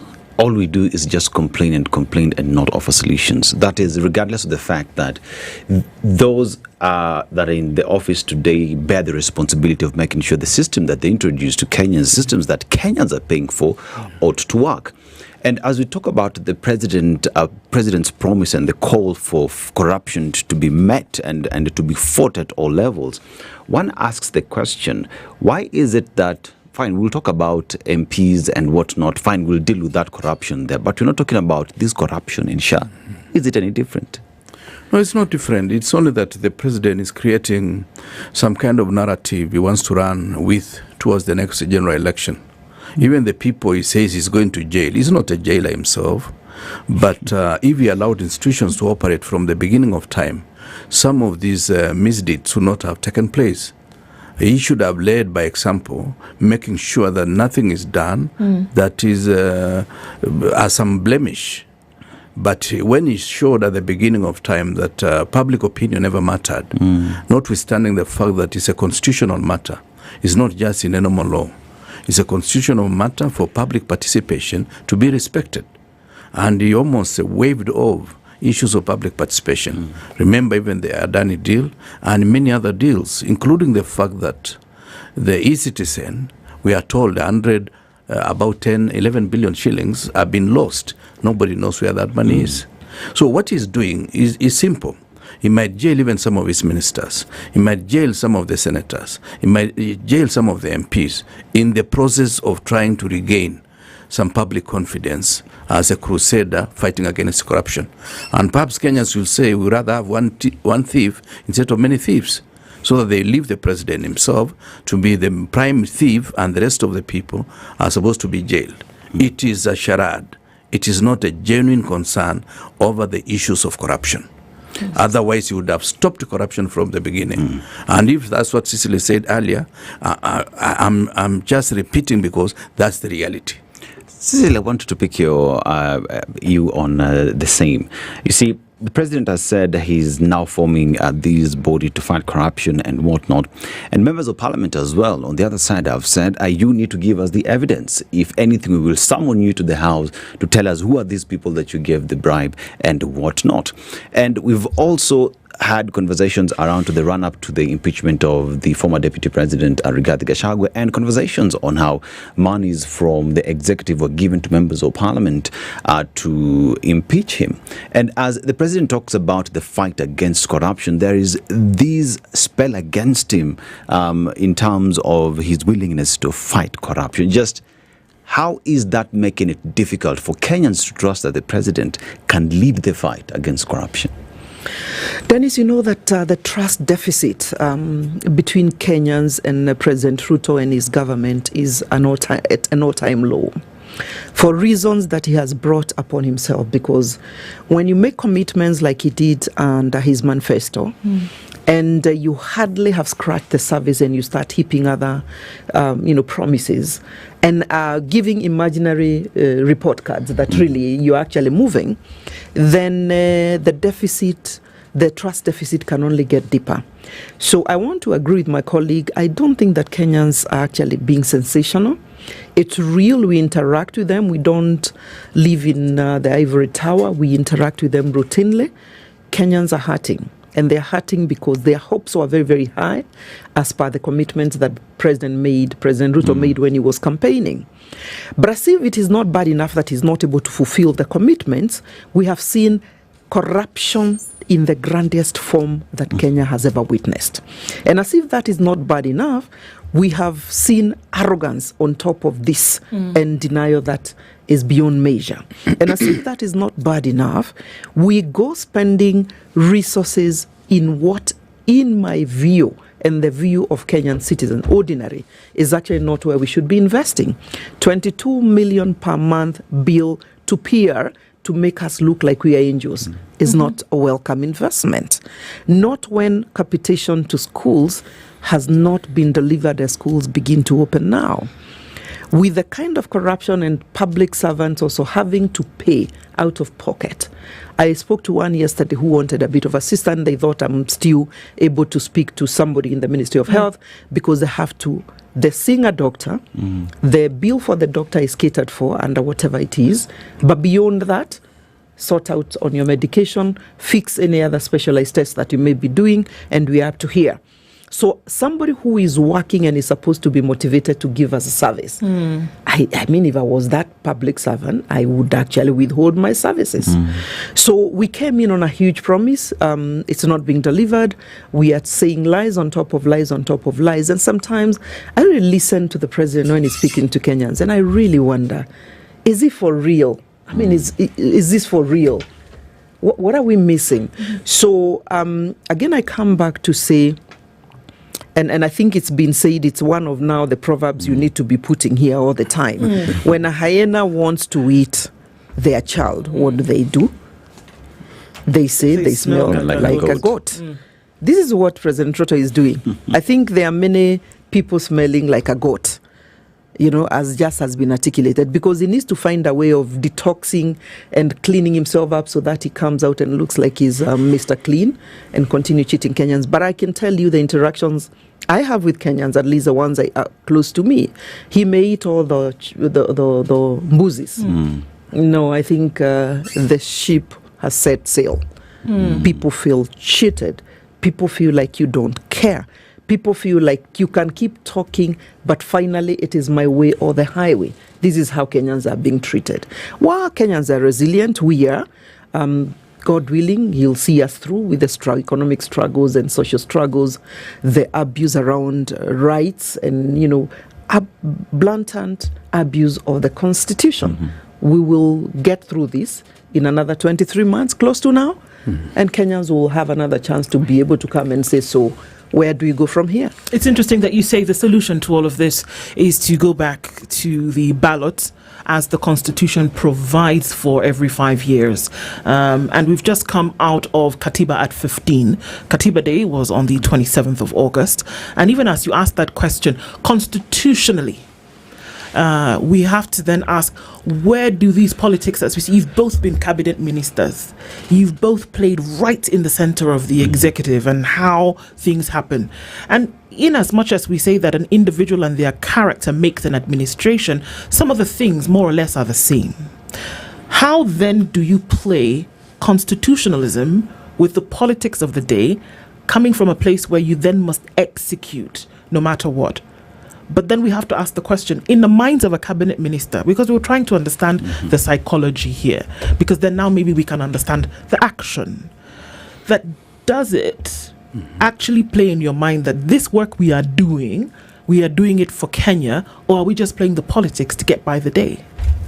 Well, there is something very interesting. It depends on who is the president. Remember, President Kibaki had the fortunate situation of presiding over the leadership of this country under two constitutions, the old constitution and the new constitution.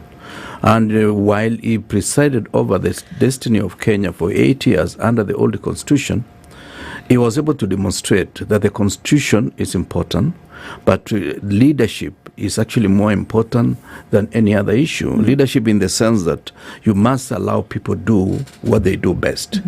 And when he gave us the opportunity to be ministers, we were not better than him in terms of running government. He had run government for many years. But he allowed us to interact with the officers, deal with the issues that we understood.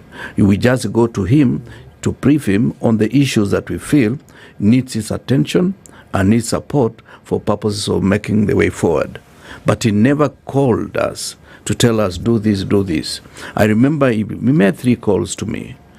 2 of them I can remember vividly. It is one, when there was a food situation, he called me and he told me, can we discuss this issue? The country is going through under a lot of strain. Then I booked an appointment. I went, I saw him with the officers of my ministry. The other one is when my colleague, Lina Chebik-Limo, moved out of government to support the referendum. She called me from Uganda. I was somewhere in Karen. And on the line, somebody told me the president wants to talk to you. I talked to him. He told me, okay, what has happened in Auyu Mama? And I did not even know who the mama is. So in the process, I understood it was Lina Chebik-Limo. Then I told him, let me deal with the situation. I will get back to you. He said, that's okay. And I can't remember the third one. I cannot remember what it was. 3 calls in 5 years as his minister. The rest of it, we either interact in the cabinet or when we make a request to go and brief him. This other president that we are dealing with now is the manager of every ministry. He has said it himself, that he knows more than the PSS. He knows more than the ministers. When somebody makes that kind of statement and is not superhuman, then you realize there is a problem. Even when I was in the ministry and Cicely was one of my officers, senior officers as a managing director, I never knew more than the tea board that he was running, the tea industry that she was running. I had to consult her for me to understand the details of what is happening. And they had to give them the latitude of freedom to operate as they see it fit, unless something has gone beyond their capacity as an institution. That is the way management should be done. But management here is interfere with every institution, from judiciary, legislature, even independent commissions, and even within the executive. You know everything about any ministry. That is where we feel there is something wrong. Cicely, we talk about the way Mheshimiwa has talked about the running of a government and the president being up there. If you look at the cabinet, the PSs, and we come to even the civil servants, it is part of the entire system, one engine feeding into another system for these vehicles to move. But here is a situation where cohesiveness has to be there. People have to speak the same language. People have to move the same direction, because there is no way a vehicle can move with 2 gears at the same time. If it's forward, it's forward. It's reverse, it's reverse. So how critical is it today, as we talk about Katiba at 15, that we have a government for the people, by the people? Because it is the people who are feeding the government for the government to deliver back to them. How critical is it, as we talk about Katiba at 15? Have we realized that? I do think that it is absolutely very critical that, like you so well demonstrate, government operates like a conveyor belt, so to speak, and moving in the same direction. What we seem to be having as we celebrate Katiba at 15 is that we are living in the parliamentary system that was before, where the president, a lot of power was centralized around one person, the president, and therefore if he got drunk with power, would have to sing, because it was jump how high, because of the system. And the reason we discarded that system to adopt the presidential system is so that the president is directly elected by the people the Kenyan people, and that there is a clear separation of power between the various arms of government, being the executive, the legislature, and the judiciary, and the independent commissions. Now, we seem to be watering down that and negating all that. And that is why the independent commissions, including the IBC, including the Office of the ODPP, including the intelligence and Parliament, seem to all be subject to the presidential whims and his direction. But come back to the public service itself. Unless and until the political head, and the presidential system again anticipated that the political head, never mind appointed by the president, ought not to be a proper politician, so to speak. The Adan Dwales of this world and people who've held political offices, with the kind of magnitude that they have. And it was anticipated that we are going to professionalize the public service by getting technocrats and people who are able to exercise leadership with some degree of independence, so that then we could improve on service delivery. 15 years later, we are back. Reverse gear, and we are moving with a lot of speed. Now, what we need to realize is that the targets that are set in terms of service delivery, be it quality, be it speed, be it efficiency, be it spend or money that is going into service delivery, we seem to be again at an all-time low in terms of the quality and the parameters that I've described. Fast forward, how do we get back to what it is we needed to do as per the Katiba at 15, is to come back and say we must respect the tenets of the current constitution. But before we have even taken a review of whether we are moving forward with the Katiba or not, I hear again some very disturbing conversations around referendum to introduce offices, and so that we have more people in power, and remove a bit of what seems to really have been working. And therefore, again, I come back and say, Kenyans, you're on your own. Are we on our own? Are we on our own? Well, And we are what on will our it own take? in the How- sense that we need to rise above the comfort zone, in the sense that let's not take it for granted that Ruth was given to us by divine intervention or divine providence. He is an individual in Kenya, just as mortal as any one of us, and as frail as any one of us, who appropriated power through some deceit and promises that were actually, even if we as me had taken over, those promises would have collapsed us. But thank God he took over, and he has proven himself that after all, they were empty premises. But let us go back to the issue of government, how it operates. You see, cabinet is supposed to be a clearinghouse. Clearinghouse in the sense that for us to move in the same direction, there is the expertise across the board.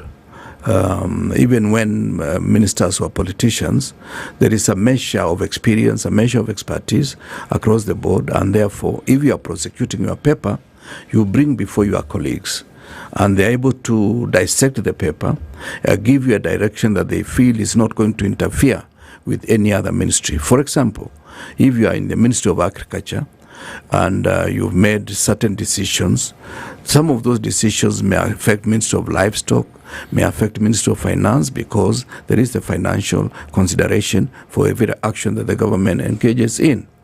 So once the cabinet does approve a certain direction during our days, then you forward the information to the relevant institutions, including Parliament. And Parliament will discuss now with more experience and outside the confines of the cabinet, and advise you on the best way to take that particular issue forward. And the leverage is the president is still got an opportunity, should he find that whatever Parliament has said is not in tandem with what he believes in, he can give a memorandum for any legislation that he feels it could have been done better. And that kind of discussion was very useful. In the meantime, the Attorney General, who happens to be an ex-officio member of the cabinet, will be able to give legal advice, so that we don't have a situation like the one we have today, that you pass something in the cabinet, it goes to Parliament, they pass the law, and the law is vetoed by a court of law. That communication is allowed, just like any other system, to move in tandem. And the judiciary, while in the past, the president had almost override power over the other two institutions, but at least the judiciary should be able to give some kind of final advice on what has been decided and what the Constitution provides. That communication should be done without a lot of unease. But you see, what is happening is that the president that we have today does not believe in any system. He pretends to be a professional in all manner of things. Remember, even the other day when he was in Pokot, he was telling us about this issue of livestock vaccination. And he was declaring he's a scientist, as if he's a scientist that we have had for the first time. Remember, what he did was Botsu. Botsu has nothing to do with vaccination of animals. Even a medical doctor may understand basic things about the dynamics of vaccination. But livestock veterinary officer will not pronounce himself on issues of human medicine, but he himself has become an expert all round. This is where the rain started beating us. We cannot even blame other institutions.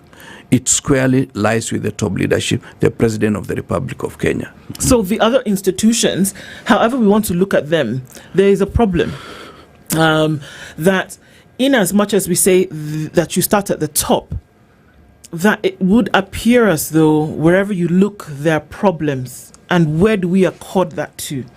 Even as we look at the week that was, we see fake hospitals, we see fake patients.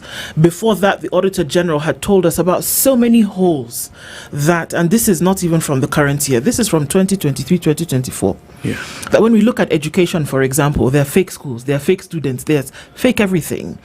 And then we still cannot find the money to send children to school.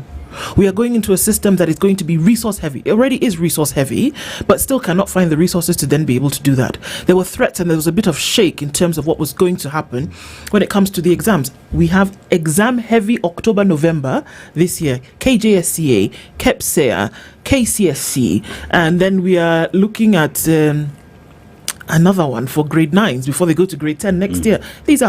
It's an exam heavy end of year, and these are resource heavy processes or procedures that require more. But for those fundamental things, there isn't money.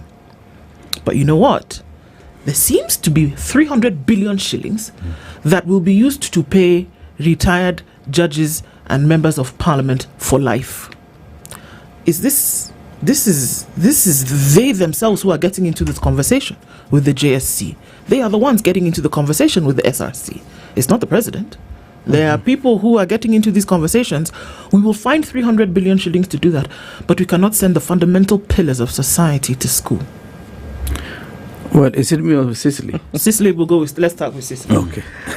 Well, do the way you articulate fake this, fake that, fake the other. My concern now is 2027, whether we'll not have fake voters.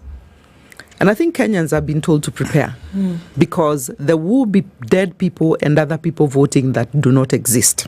This is how determined we are to run this country as a fake country. But coming back to our priorities, now we are deprioritizing critical investments that will actually cater for the forward movement or progression of us as a nation.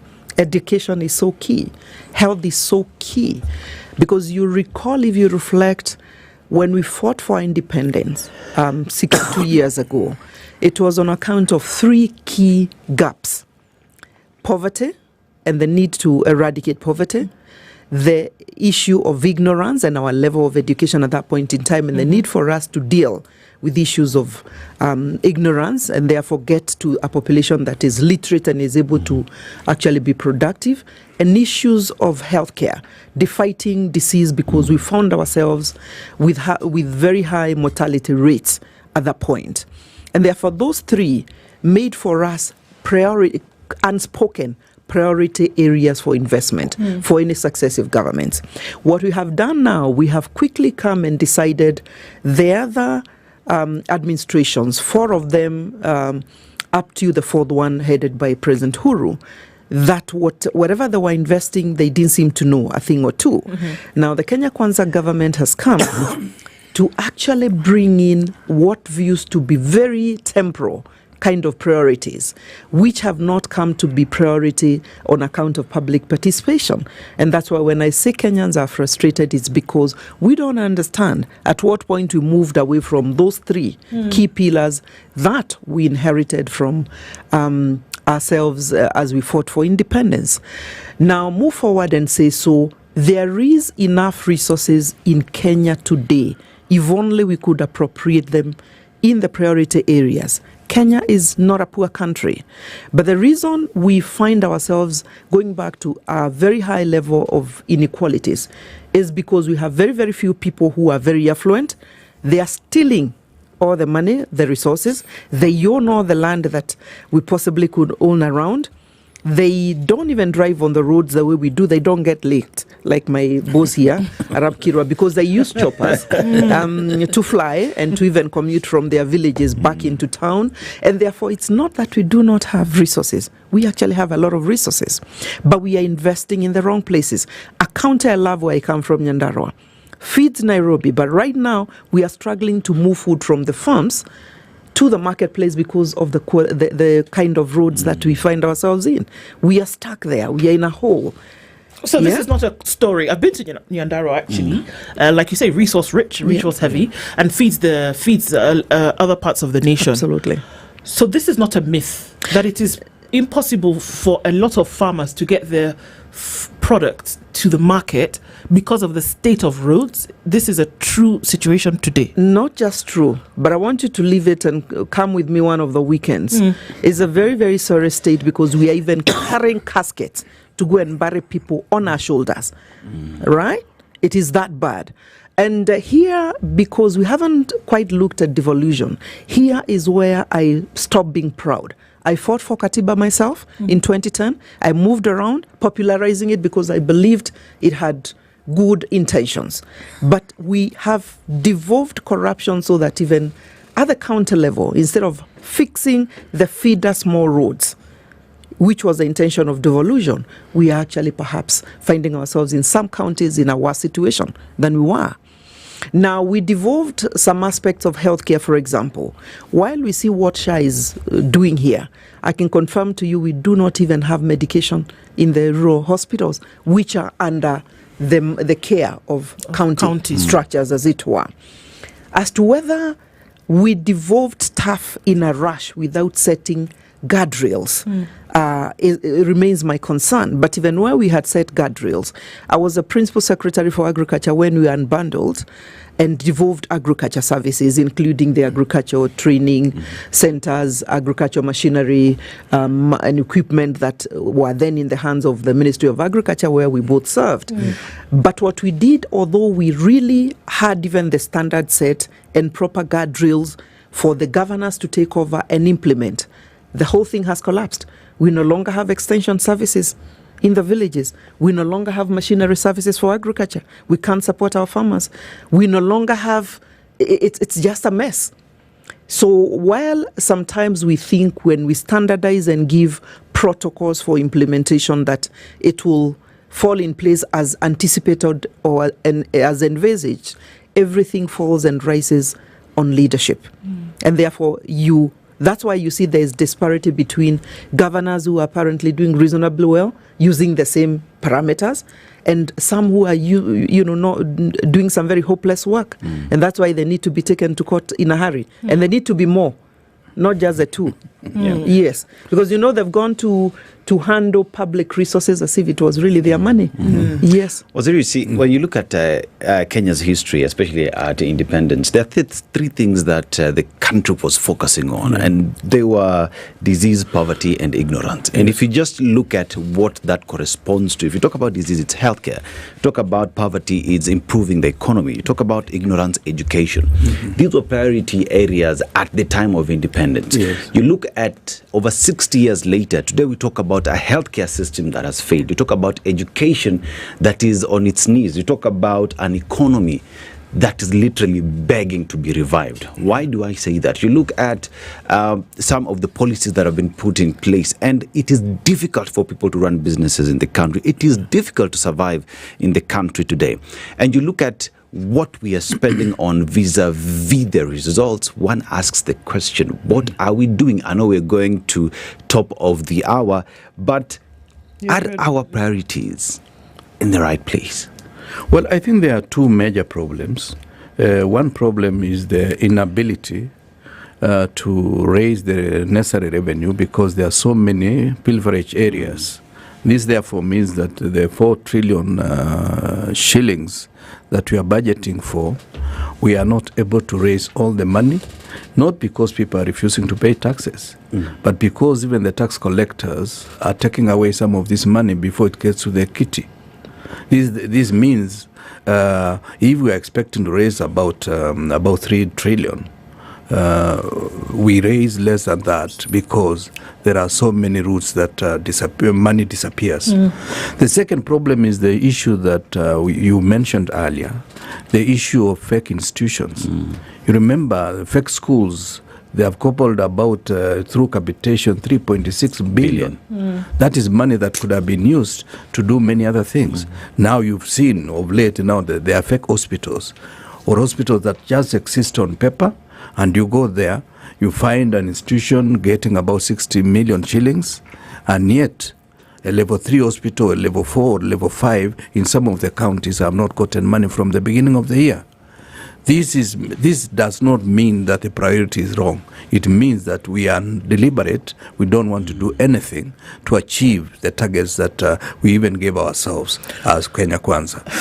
It's like we're living in the twilight zone almost. Yeah. So it's just absurd reality, outside reality, almost. And I hazard a thought, Waziri Sicily, and is it possible that one can imagine? I saw an audit that was done that the number of unfinished projects in the country, those that had begun and for which hundreds of billions of shillings have already been spent across board and are lying, unfinished, and the money that has then been spent on other projects to begin then is unfathomable. Would we imagine a situation whereby the legacy of an administration would be, for example, which unfortunately a lot of these old projects are wrapped around, corruption essentially has wrapped around their fingers. Would it be possible to imagine that the legacy of an administration would be to complete anything that was pending and have those working? That would be your legacy, that I came in to finish all of these things that, hung on the shoulders of Kenyans for decades before you even do anything else, and leave the room open for the next person to come in and then continue with development. Is that something that can be fathomed? And unfortunately for politicians, it doesn't work that way. If you are a bureaucrat or somebody who really wants to work so that there is an impact and a legacy that will follow you, then that can happen. But for the Kenyan politicians, that doesn't happen. And I'll tell you why. It's just because the persons who initiated the project, especially the capital heavy project, it's possible they had a deal right in there. And therefore, they took their deal. And therefore, when you come in, you look at it and say, they took and ran off with it. What is in it for me? And because your mindset as a politician is to steal and enrich yourself, then you must start a new project so that there's a deal right there in for you. I like to call you on the Mau Summit Road, a project that I think was near complete, and I think documents exchanged, and I think it was a PPP project just before the Ford administration left office.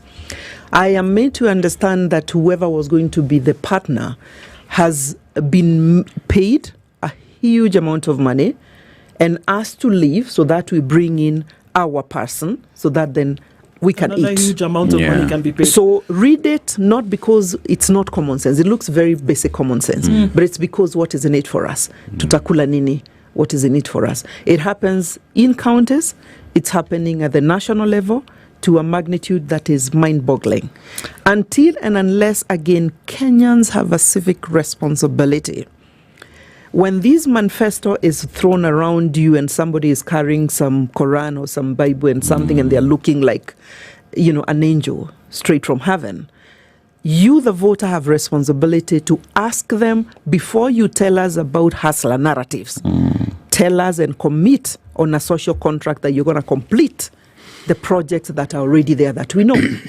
I keep on talking about a road that is right in front of my home in the village. A road that was started by the fourth administration. And 5 kilometers of a tarmac road, it's tolled. Immediately Kenya Kwanza took over because they wanted to look like they were inventing and therefore lie to the population around my village that it was really their project. And truth be told, after making sufficient noise, the deputy president 2 months ago came and launched. Remember, we had no reason launching it. It was already going, but it was stopped. So he came and relaunched, or rather launched, like it was a new project. A few weeks later, it has stalled again. Okay. Right? I guess there isn't anything in there for them. So there was no intention. Yeah. I have to ask, across the boards of leadership, everybody swears an oath. You essentially swear an oath. That's what you do. You take an oath to essentially protect the Constitution and live the Constitution through your position at the very basic level. Whether you are a member of the county assembly, member of parliament, whether you're a senator, governor, right to the president, you swear that the Constitution will be protected and everything therein it.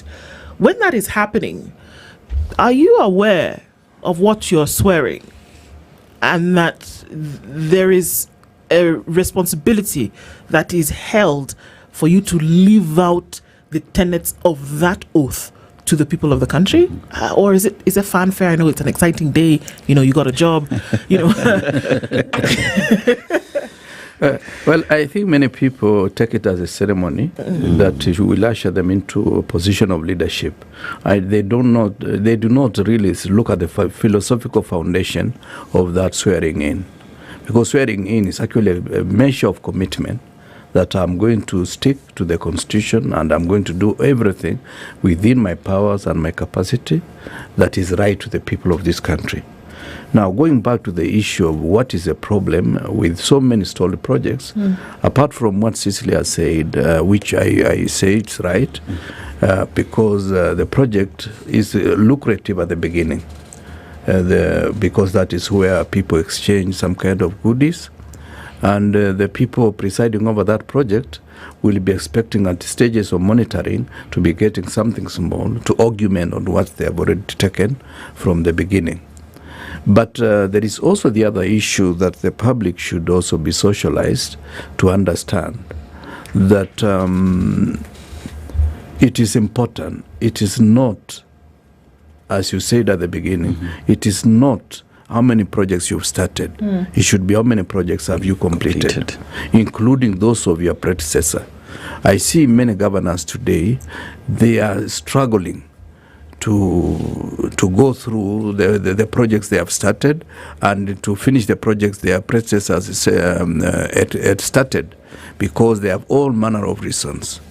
Because the public believes they measure you on the number of projects you have started and not the projects you have completed. So you'll find there is a hospital they cannot complete and they want to start another project within the same vicinity, serving the same people, without completing the previous project. That is where the problem is. The second issue is that you cannot legislate over bad manners.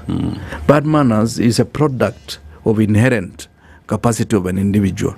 Within, it is actually intrinsic position of an individual that they behave in certain ways, and even if you are the best of laws or the best institutions like the matter of the Constitution, bad manners cannot be reined in by the law. It can be reined in by some kind of social reengineering of our country, so that we understand what does it mean to be called you are corrupt.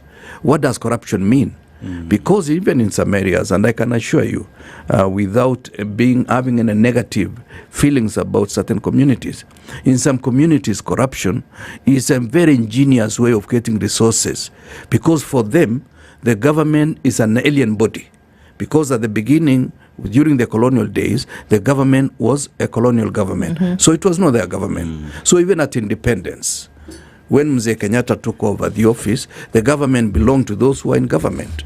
And at times, to the extent that the tribes, the tribe that the president came from, the government belonged to them. Even today, some people will still tell me, he's a Kalieno. Yeah. Just because I'm a Kalenjin, like the president. So this is an alien body. So if you are getting something from the government, you are a very ingenious fellow. You are doing very well. If you've been in government for 20 years, the way I was as a member of parliament, and I don't have anything to show, then I was not gifted. I do not understand how to stay well.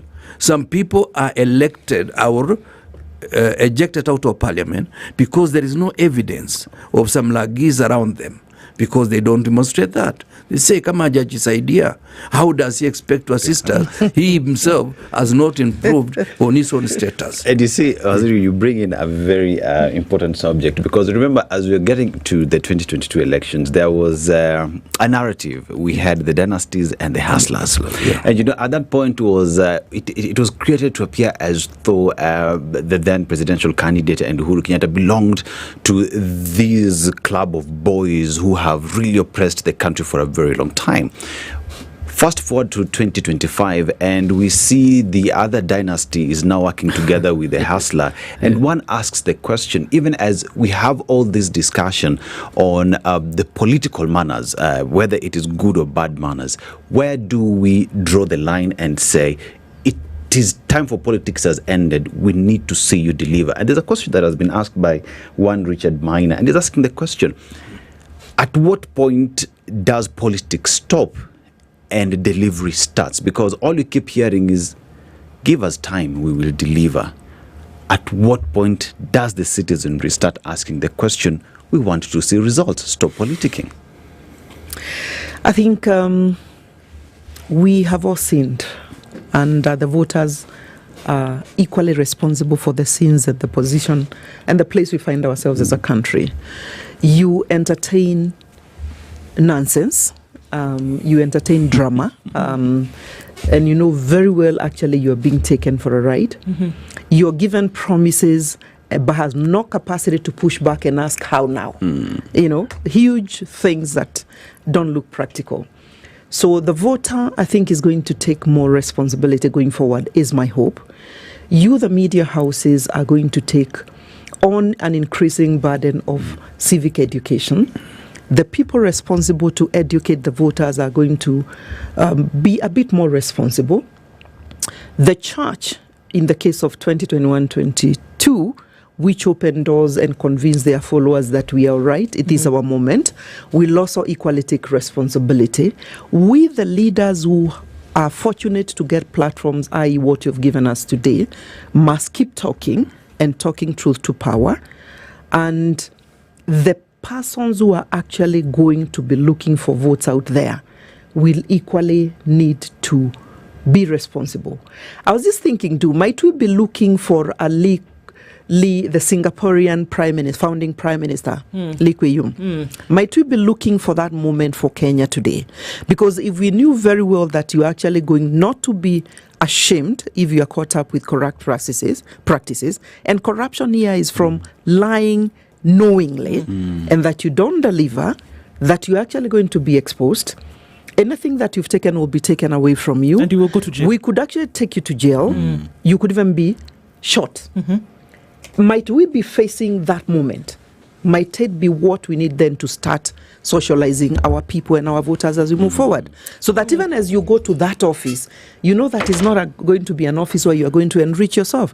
You know it's a place of privilege to make a difference for the people who've put you there. Former Chief Justice Willie Mutunga talks often about alternate leadership. In this case, it's not alternate leadership like who's the next person. Alternate leadership being a different kind of leadership, whereby you say, we've tried this, it hasn't worked. So is the place now where you say, should we then have a benevolent dictator, which more or less is what Lee Kuan Yew was. Everybody gives examples from here to, the kitchen sink about what he did and what he didn't do. But do you know what? There are people who are flogged in the street if you litter in Singapore. Yeah. There are people who go to jail if you steal one item from an office where you had responsibility. So we talk about that and we give the examples. There are people in government today who sleep on the examples of Lee Kuan Yew. But do we know what it is that was actually done in that administration for you to then use the examples that you're able to use today? Are we ready to go the full hog? And is that the alternate leadership perhaps that needs to be considered? And that segues for us into this final part of this discussion, whereby we say 2027 is coming. People have said, choose me, pick me. I am the one who's going to lead you across the, whatever, in this case, the bridge, the river. But is it alternate leadership? Do you need a recycling of the same people to deliver a different result? Or do you need a complete overhauling of a systemic way of doing things that has not worked? We'll take it from both of you. We'll start with you, Waziri. Well, it's supposed to be a blend of some kind, because it should be the role of young Turks, and also in combination with the older guards. You remember President Kibaki had been a vice president, had been a minister, and he was part of the old stock. But he had something intrinsic about him, that he believed that democracy is not about me. Democracy is about me accepting that other people can do better than me. And therefore, I will multiply my effort through the capacity of others. And that's why he allowed independence of ministers, such that you could make a decision. As long as you are not ultra-vires the law, you are allowed to make that decision as a minister. Number two, I strongly believe that what we should be funneling out is a team of individuals who, if one of them is picked as a presidential candidate, will know that he is one among the best. And therefore, he has to deal with the rest of his colleagues as a team. But there is no single individual who can do everything if he does not have a strong team around himself. And really, more important is for us to rethink the Constitution again. Why do we have this Constitution? At times I forgive the president because he himself was not in support of the current Constitution. So when he adulterates the Constitution, when he abrogates the Constitution, it is because he never even read it.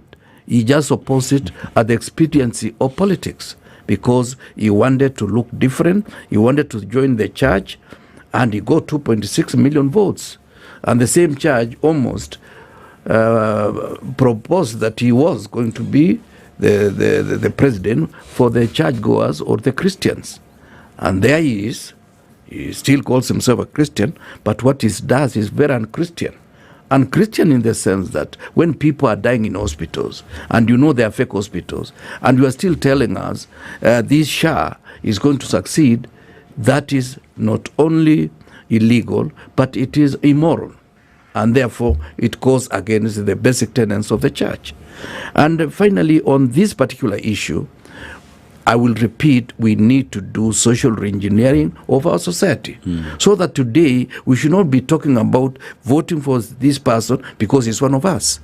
I say this because when I get into Kalenjin forums, they want to defend him just because he's a Kalenjin, like the way I am. But they are not defending him on the basis of strength. And they are vilifying the other institutions, the other regimes that have been here on the basis that when so-and-so was in power, there was no must go. When Moi was in power, there was must go. For me, even President Moi, under the old constitution, is an angel in terms of the way he governed this country. Because whatever he was doing, even detention without trial, was within the constitution. But this, the current fellow is doing things that are not in the constitution. They are illegal, they are immoral, but he wants us to Christian him that he's one of us, and therefore we vote for him. What we need to do is to remove ourselves. Whoever is going to be the next president, it doesn't matter. It could be from any tribe of the 43 tribes of Kenya, but he must understand he is one among individuals who have accepted this is the way we are going. Waziri Sisli, is it time to drain the swamp? Everybody who wants to be president or not has been in the system right now. Everybody who is running around the country saying, give me an opportunity, has been there before. Been that, done that, bought the T-shirt. They've done it. Or tried to do it.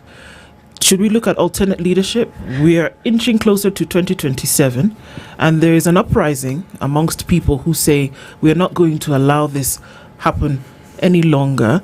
Also realizing the power of the vote and education that comes with it, not just putting a vote down in the box, but then accompanying that with the knowledge and understanding of what this representation does for you.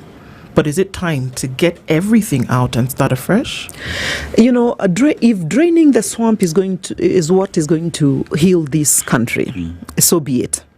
I'm, however, a little bit cautious to say that just because, and I've said it before, just because we are accusing parliamentarians for being corrupt, I do want to confirm they are good members of parliament right there. And therefore they shouldn't be sacrificed just because they happen to be members of parliament. We've served in offices, high offices, and we got away with our heads high. Yet, monies and bribes were brought our way. It's not that you mean. I have gone through parliamentary vetting on 2 occasions personally. Colleagues of mine would confirm they have been asked for money by members of parliament. Nobody asked for a penny from me. Both occasions. Now, we have been privileged to also be given a chance to serve. And in my own case, President Uhuru said to me, I'm putting you to dockets where there are big budgets. Careful, it's not your money. Otherwise, you're going to be jailed and I'm not going to be able to help you. And therefore, you have... He said this to you personally? Absolutely. Part of my brief was here. I'm getting you to dockets which are troubled. They are big budgets. It's not your money. I document that because it became my rallying call for my teams. And therefore, if you thought we were going to play ball and bring envelopes to me and briefcases, and they tried, really they tried. And this is why I had to go through 2 attempts of impeaching me, because I refused to partake of their bad manners. And therefore, the cartels always, there is a price you pay every time you don't play ball. And therefore, if right from the top, that is a messaging that you're getting as you're moving into cabinet, it really behoves on you that you must be, exercise fidelity to that, because that is the expectation. But it has to meet with my value system. Because for me, I know when you're given a chance to serve as if there will be no tomorrow, and serve as if you're serving God. And therefore, leave an impact, however small, but go home with your name. Because when everything is done, it is the name that I carry on the streets and in the supermarkets that matters for me today. And therefore, I'm quick to come and say, draining the swamp and draining everybody because they served within an administration, I think would also not be exercising responsibility from the point of the voters themselves. What do we need now? We need to come and ask, how did we get here? How did we get here? There's a value system, and this is where the voters come in, that when you come around with the biggest vehicle and a lot of money that you're dishing out, then you're our person. If you belong to my ethnic tribe, then you're my person, regardless of what is between your ears. How did we get here? We got here by also saying, for example, some of the aspirations that are contained in the Constitution. We're looking for diversified leadership, and that is why the 2/3 gender rule and a place for women in leadership was envisaged, because they give an alternative also perspective to decision making, which are more or less complementary to what the male gender would give. And that I think needs to be respected. So if alternative again or draining the swamp means getting women to be at the top in their bigger numbers, I will celebrate that. That's a moment Kenya is waiting for. Getting diversity from a point of younger generation, being also around the table without fighting too hard for it, so be it. How do we get the women and youth to be around the table at the top offices? It is making the campaign period shorter, less expensive, and not monetizing the way it is right now. Right now, you don't have money, then you're out through the door. Right now, you don't belong to that ethnic group, you're out through that door. But we have a moment that we're going to change the way we play our politics today. And the way we play our politics today as we approach 2027, there is a body that is centered to it, and that is IEBC. We know already what Kenyans are saying about IEBC, its formation, and all the intrigues in there. But that notwithstanding, it is the body we have, and delivering to Kenyans, it must. And that starts with the limitation of boundaries. There is the by-elections that are coming. There is civic education that is needed in the country. So as you speak about 2027, IEBC, and the politics around it, what should Kenyans expect, and what must IEBC do to reclaim its name? Well, IEBC has gotten a bad name for almost the last couple of years or decades, partly because of misadventures of those in the leadership of IEBC, and partly because of interference by the executive. This therefore means that IEBC has a lot of work to do to make sure that they get out of this without a lot of blemish. But it's also important that properly, with proper civic education, to across the board, and also with information even from media houses and other channels that can provide that information, Kenyans, we thank God, are very intelligent. And they are very literate to a large extent. Despite all these problems that we are facing with, our human resource has still got requisite capacity to do many things. And I don't doubt Kenyans, if they are given the right information, they will get out of this situation. The second issue is that I'm happy. The current regime stands no chance. Whether they are going to steal 2 million votes, 3 million votes, there is a huge gap between them and the alternative leadership. And this therefore means that we want to encourage them not to steal, because you may steal and at the end of the day you will have lost the elections. I remember there was a case in Baringo some time back when I was in primary school, where the person who wanted to win made sure that there were 14,000 votes in that constituency, made sure that he had crossed 7, only for the other guy to get 8,000. And therefore, there were more people who voted in that constituency than the people who are registered as voters. So don't do that, because you will tell us in this particular province, in this particular region, we have gotten 3 million votes, when we know the population of that region is less than 2 million votes. You cannot have more voters than the people living in that particular area. So some of the issues, and also I want to advise the current regime, even the fake registration of people from outside the country. And it was not for the Somali community that rule was there. Even as somebody coming from a border district, you are required to go through the same vetting, yes, so that you are not from Uganda, you are not from Tanzania like the people of Narok, the people of Kajiado. But when the president went there, he made it look like it's the people of the Northeastern who have been sidelined by not being allowed to register as Kenyans by going through the vetting process. The vetting process has been an aspect that has been there. But more important, even in Trans Nzoia, some of my colleagues tried to get people from Uganda. To import 2,000 people from Uganda to vote in an election, in an election and take them back is more expensive than using the same resources to mobilize your own voters. So to bring people, even 1 million votes from outside this country, is going to be a logistical nightmare. Some of the people, because of the weather, might have moved away from the border.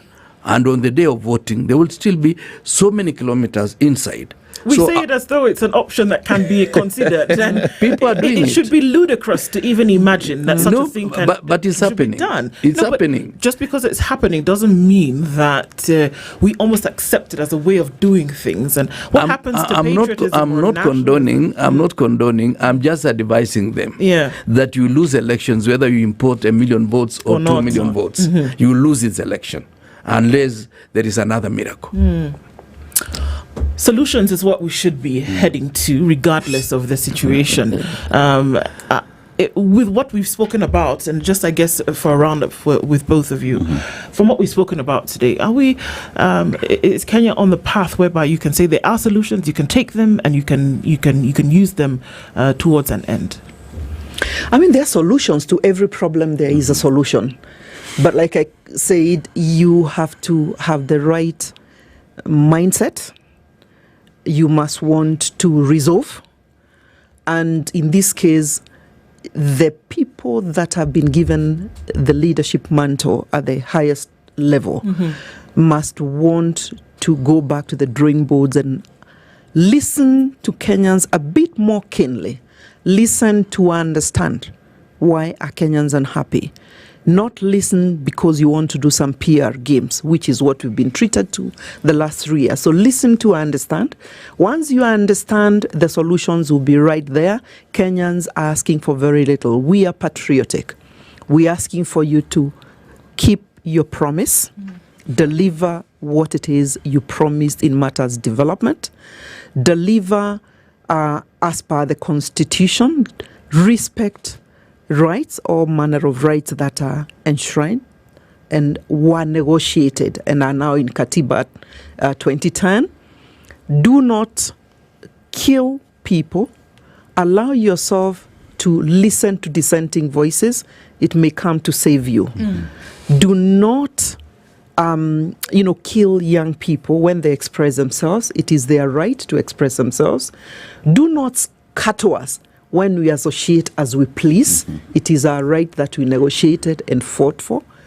Develop the country in matters economy. Stop stealing. Minimize. If you must steal, iba kidogo to live. If you must, but we are encouraging you not to steal because I think you've taken out enough for now.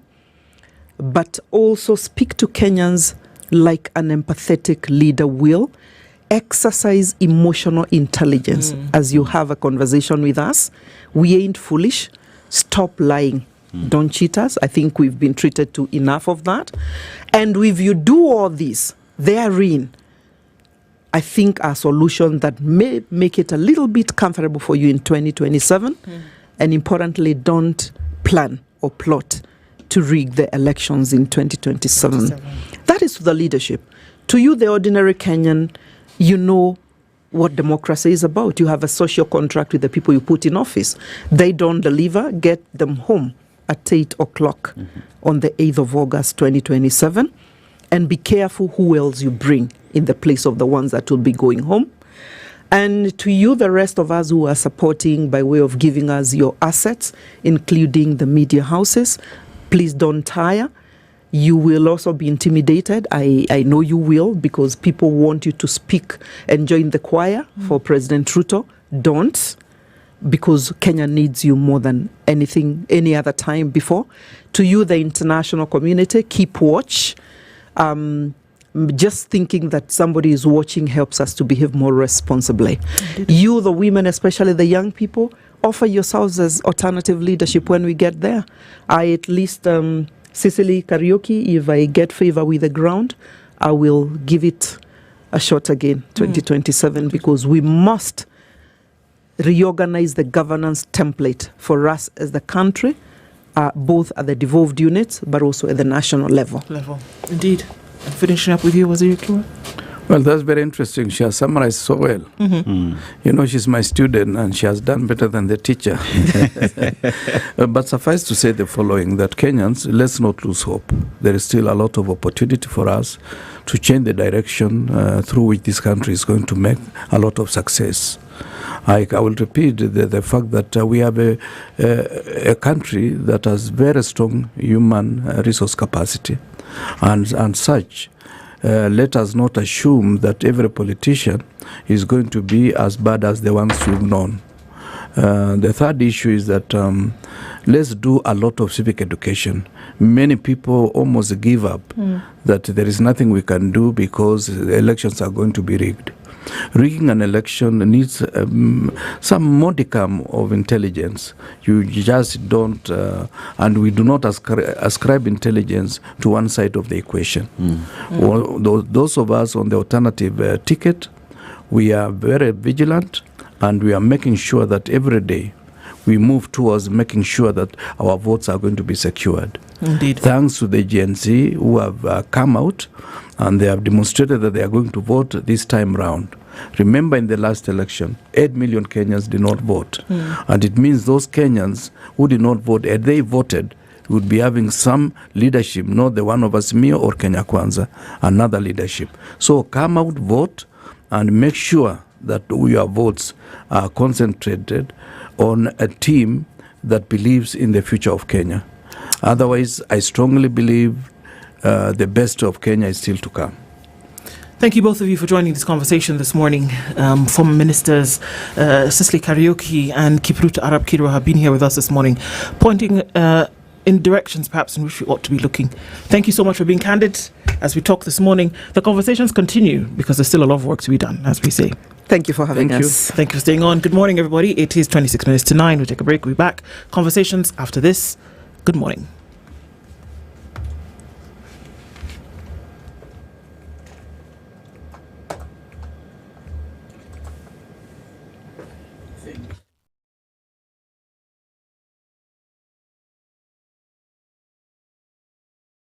This is the Situation Room. The only way to start your day. Manze, nowadays ukipigia mse Niko Rubies.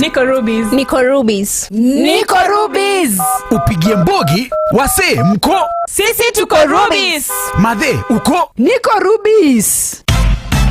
Why is Kenya at Rubies? Ultra-Trek Fuel, Castor Oil, Enjoy Shop, Tire Pressure, Rubies Gas, Chemist, Coffee. Ala, na we, mbona uko Rubies? Niko Rubies for Ultra-Trek, fuel that helps me drive longer, cleaner, better, and smoother. Kwani Rubies iko na kila kitu? Si washroom safi, si spot ya date, si snacks, Rubies iko na kila kitu. Mse, uko, tukutane Rubies. Rubies is making life's journey better.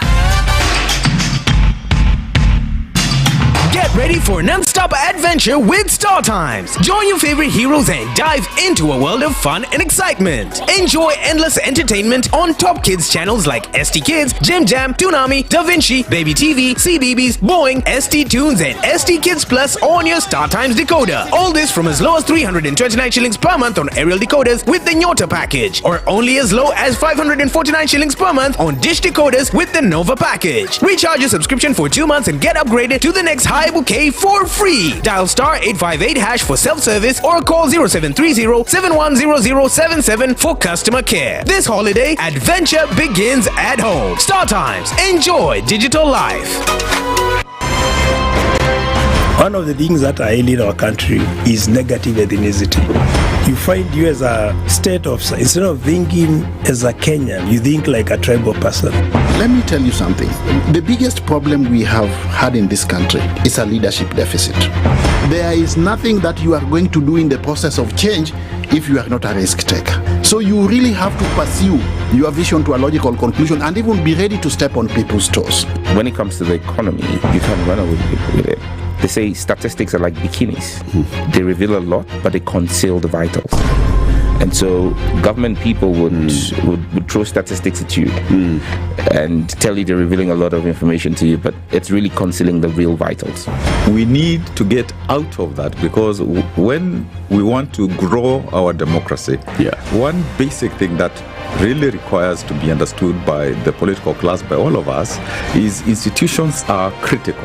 This is the Situation Room. The only way to start your day. Waliletea fujo Moi mpaka wakapata cooperation. Wakakuja wakasumbua Kibaki mpaka wakachukua nusu mkate. Wamekuja wakazungusha Uhuru hapo mpaka wakaenda na handshake, program yetu ikapotea, BBI ikaendelea, tukazama, tukaingia kwa madeni. Sasa mimi nimewaambia, hii serikali hii, mimi nawaambia hii serikali ni ya mahasla. Hakuna nusu mkate, hakuna handshake, hakuna hiyo borojo. Jana nimeona wale wazee tulishinda. Ati hiyo mzee akisema ati he will not be coerced or intimidated to joining our government. Wewe mzee sikia. We have no business within our government. Hatuna haja na hatugojei wewe. We are not looking for you and we have no time. Stop saying that people can force you to come to this government. Forget about being forced or coerced. We are not interested. because sisi tuko na kazi ya kufanya.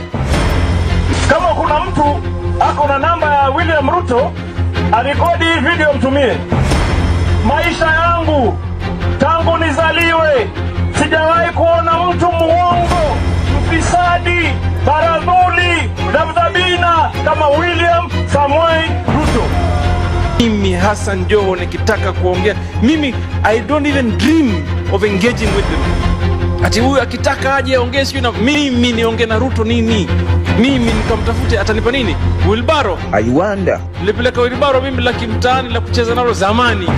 We have a choice to reject over 60% of these names or give President Ruto his skunk. Apart from a few individuals who are not even more than 8, the rest are incompetent, unqualified, have integrity issues, are people who cannot deliver this country from where it is to the next level that we want the country to move in. A few moments later. Now forwarded the name of John Mbadi Ngongo to the Ministry of National Treasury and Economic Planning. The Honorable Hassan Ali Joho, Ministry of Mining, Blue Economy and Maritime Affairs. Nguruwe kujiganga na mafuta yake. The Situation Room, Kenya's biggest conversation. Good morning, and I love your show. Thank you. Having come from a Kikuyu radio background, I migrated to Spice because of the content. I was born in a slum, but somehow I got a break in life. So sometimes when you see the sweating coming out because of the passion and whatever it is, behind the noise, there are people, and we share the same umbilical cord. It shouldn't be like that. I am so disappointed. We used to tell Honorable Raila Amolo Odinga that he's doing politics of conmanship, and even President Uhuru Kenyatta, serikali hii ndio iko na conmanship ya hali ya juu. You cannot promise people that you reduce tax, then you double. In politics, there is the issue of trust. For you to turn around and then stab the same people who gave you that trust, there is no other level of dishonesty. Imabo, utaona dunia tu. The Situation Room, Kenya's biggest conversation. Mature, intelligent talk every morning. Spice up yourself.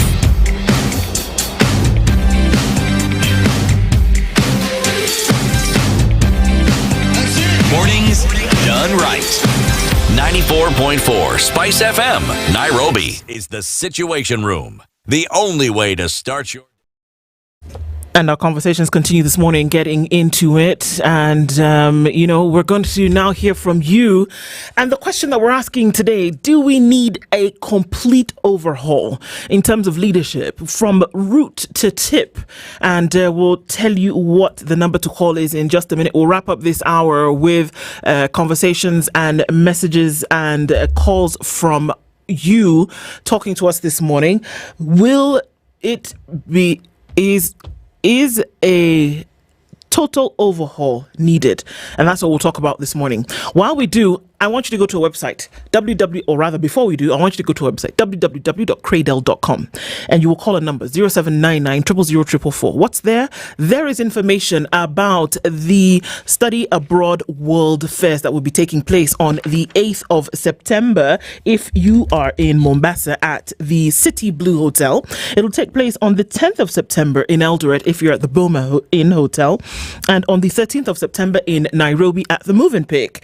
So what are we doing? Well, we're making sure that folks are matched to the perfect university institution at the perfect destination. And there's going to be many things happening during the fair. There's going to be the battle of the destinations where folks are pitting themselves one against each other, one against another, for you to make the decision of which institution you will attend. There will be very other things going on. You'll be able to unpack what makes study destinations the right one for you. There will be elevator pitches from different universities to help them understand the key benefits of different universities and what they have to offer to you. Students and parents can get face-to-face interactions with university representatives, tailored guidance on career paths, visa and accommodation support, and you can make an application to your preferred institution on the spot and get a result. They're there. So these are the things that we're going to be doing in Nairobi, Eldoret and Mombasa in September on the 8th, 10th and 13th. And what you need to do is register. It's free, but we need you to register so that you can get an invite. Sawa. Let's get into doing it. www.cradle.com or call 0799 000 444. What do you do with your money, Dennis? Now, imagine a situation where you struggle so much to create your wealth, right? And then you wake up one day and boom, it's disappeared. Oi. Yes, that's why our friends at Standard Chartered Priority Banking are telling you that there is no need for you to lose your money through poor advice or market downturns, because when you talk about prevention and securing your wealth, it is part of the important pillars of Standard Chartered Priority Bank. Now, here we talk about their expert teams, not just guiding you, but that they protect your assets from market fluctuations, economic shocks, and unexpected risks. Now, add that to their specialized investment advice. Remember, we talked about them giving you a bespoke and tailor-made account for you. They continue that to ensuring that they protect your assets from all these risks that do exist. Now, it's all about having a recipe for building sustainable long-term wealth. And for those overwhelmed by endless options, from real estate to international investments, you get expert help to optimize decision making. It's not just about growing wealth, it's about growing wisely and with clarity. Your path to all this is in one email. Which one exactly? wealth.ke@sc.com, because this is your time. Fantastic. And that's the way to go about it, guys. Let's get the money in and secure the bag. So now we will hear from you. 072.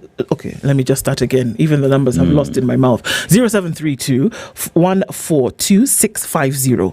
Okay, let me change that number. It's 0732 142 652. 0732 142 652. Let's talk. Is a total overhaul needed? Waziri Sicily Karaoke said to us, she said, you know what, to imagine that you need to drain the entire swamp and not take cognizance of the fact that there are some people here that can actually govern right, who will then govern uprightly and not hold the Kenyan people to mismanagement or lack of accountability or lack of transparency. There are people who can still work in that manner and they're there today. So you don't need to necessarily drain the swamp. But then they also say, when you are cutting out a cancer that has made you sick forever, you don't say, well, let's cut out most of it. Yes. And leave a little bit of it behind because, it's not going to hurt anybody. It's just a little bit. Let's leave it there for reference. Do you do that? So the question is a complete and total overhaul needed? Or can we say, okay, we can still play around with some of the people that are there? We're taking your calls this morning. Let's hear what it is that you have to say in the next 15 minutes or so from around the country. 0732 142 652. Good morning, Blackwater. Good morning. How are you? Doing very well. How are you doing, brother? I'm seeing you guys got a whole new team up in there. Well, the conversation continues regardless, isn't it? Issues are front and center. Yes, it does. I personally think that we need an overhaul, and we need a Maraga. Basically, what's important is the head at the top. Now, so far we've been having a messed up head. I'm sorry to say, bubbleheads. So people, these guys are all one team. So we need somebody who hasn't been in the system to come in there at the top. And that way things will work. That's the only way we're going to be able to fix this problem. Change the top, but you can leave the rest, Blackwater? You see, when you change the top chooses the rest. So if we take Maraga, personally, I'm going for Maraga. If we take someone like Maraga, we saw what he did during the elections. So we know he got some kahunas. I hear you, Blackwater, and it's good to hear you, man. Thanks for calling in and thanks for keeping listening as we continue with these conversations and contributing when you can. Let's hear from others this morning. Asante Sana.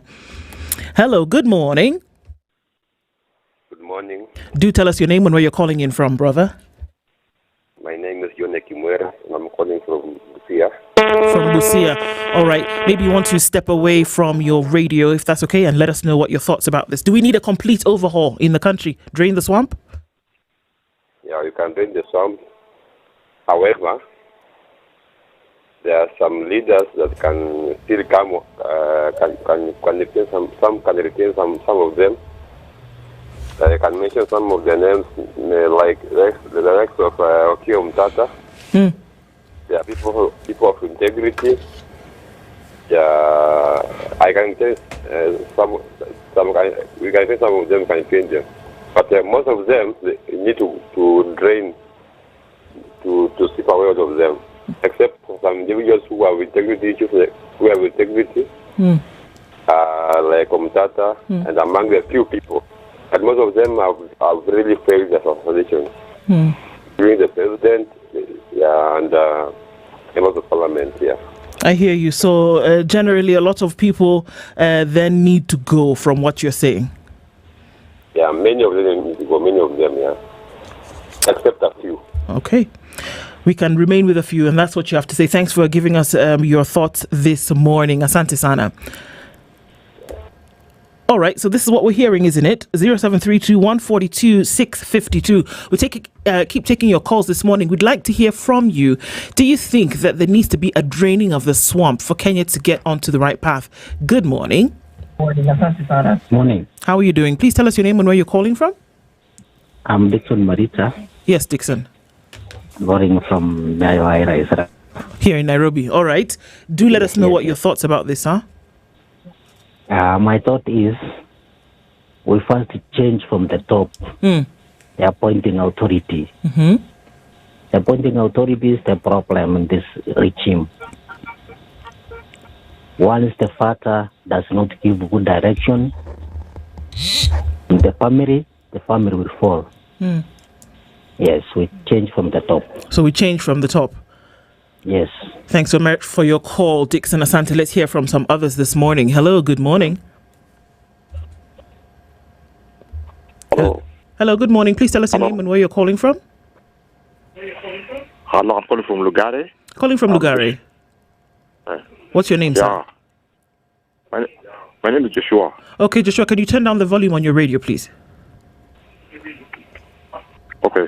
All right. Are you getting me? Yes, we're getting you. Please do tell us. Do you think that a complete overhaul is needed as we go into making the next decision for the government? I think we need the overhaul of everything. From the president. The president has messed up the whole country. Hello. So that's it. What you're saying, Joshua, is get rid of everything. Let's start from the beginning. Yeah, start from the beginning. All right. I support the minister, the former minister, Cecilia Karaoke. Cecily, yes. Yeah, what she said, I fully supported her, 100% supported. Okay. We should get rid of the whole system. All right. Thank you very much for your call this morning. Let's take some others and hear what Kenyans have to say. Hello, good morning. Hi, good morning, Du. Good morning. How are you doing? I'm all right. What's your name and where are you calling from? My name is Lindy and I'm calling from Nairobi. Yes.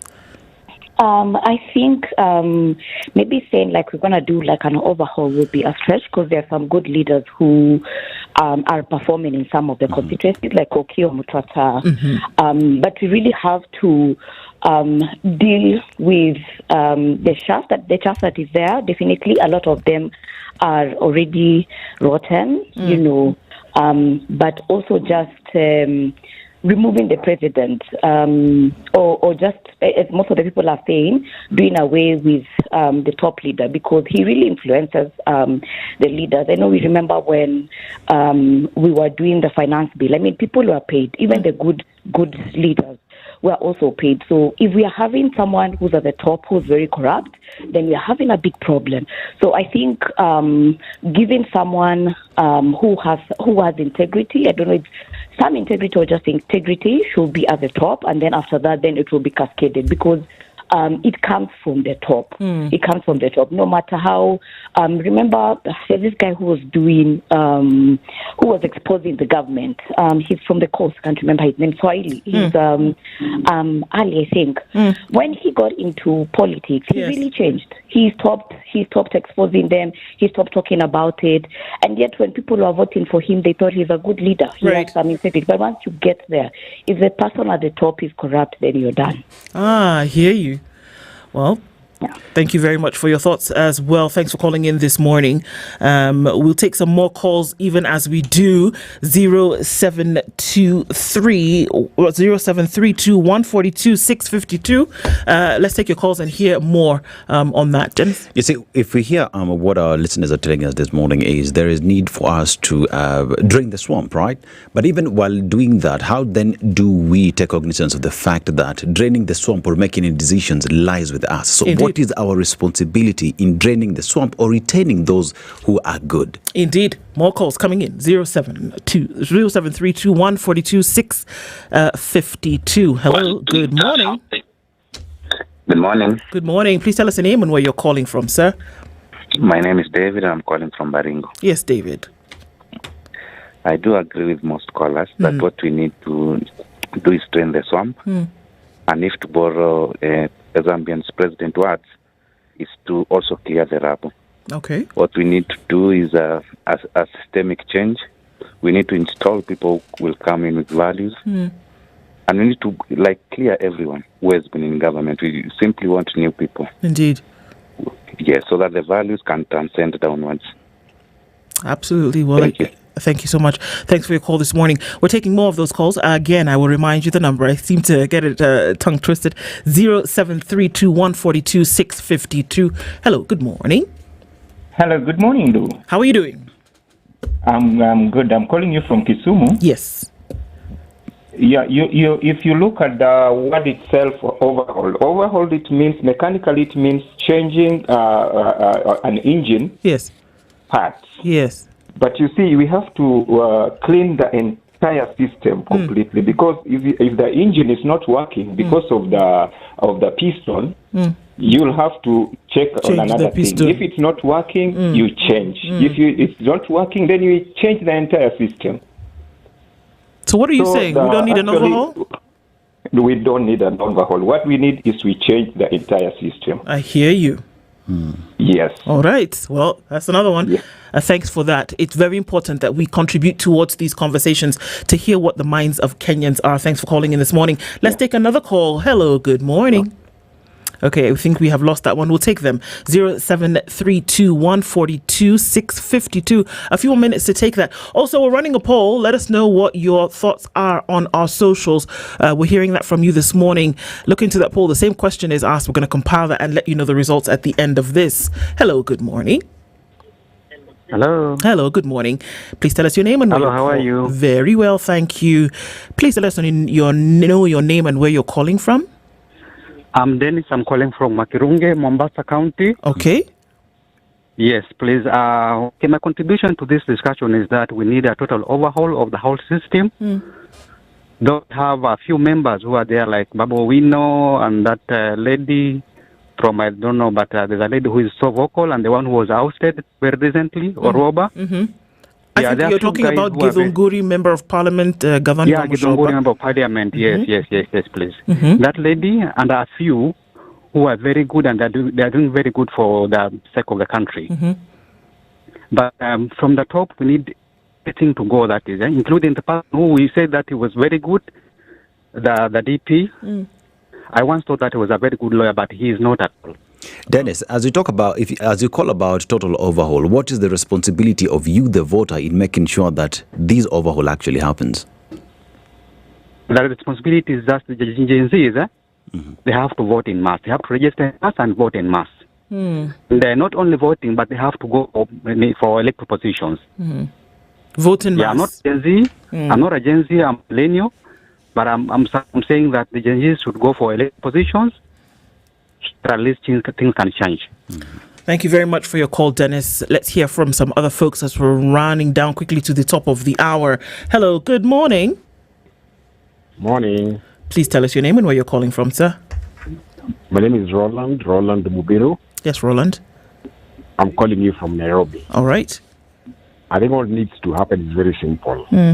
We need to first remove Ruto and replace him with Maraga.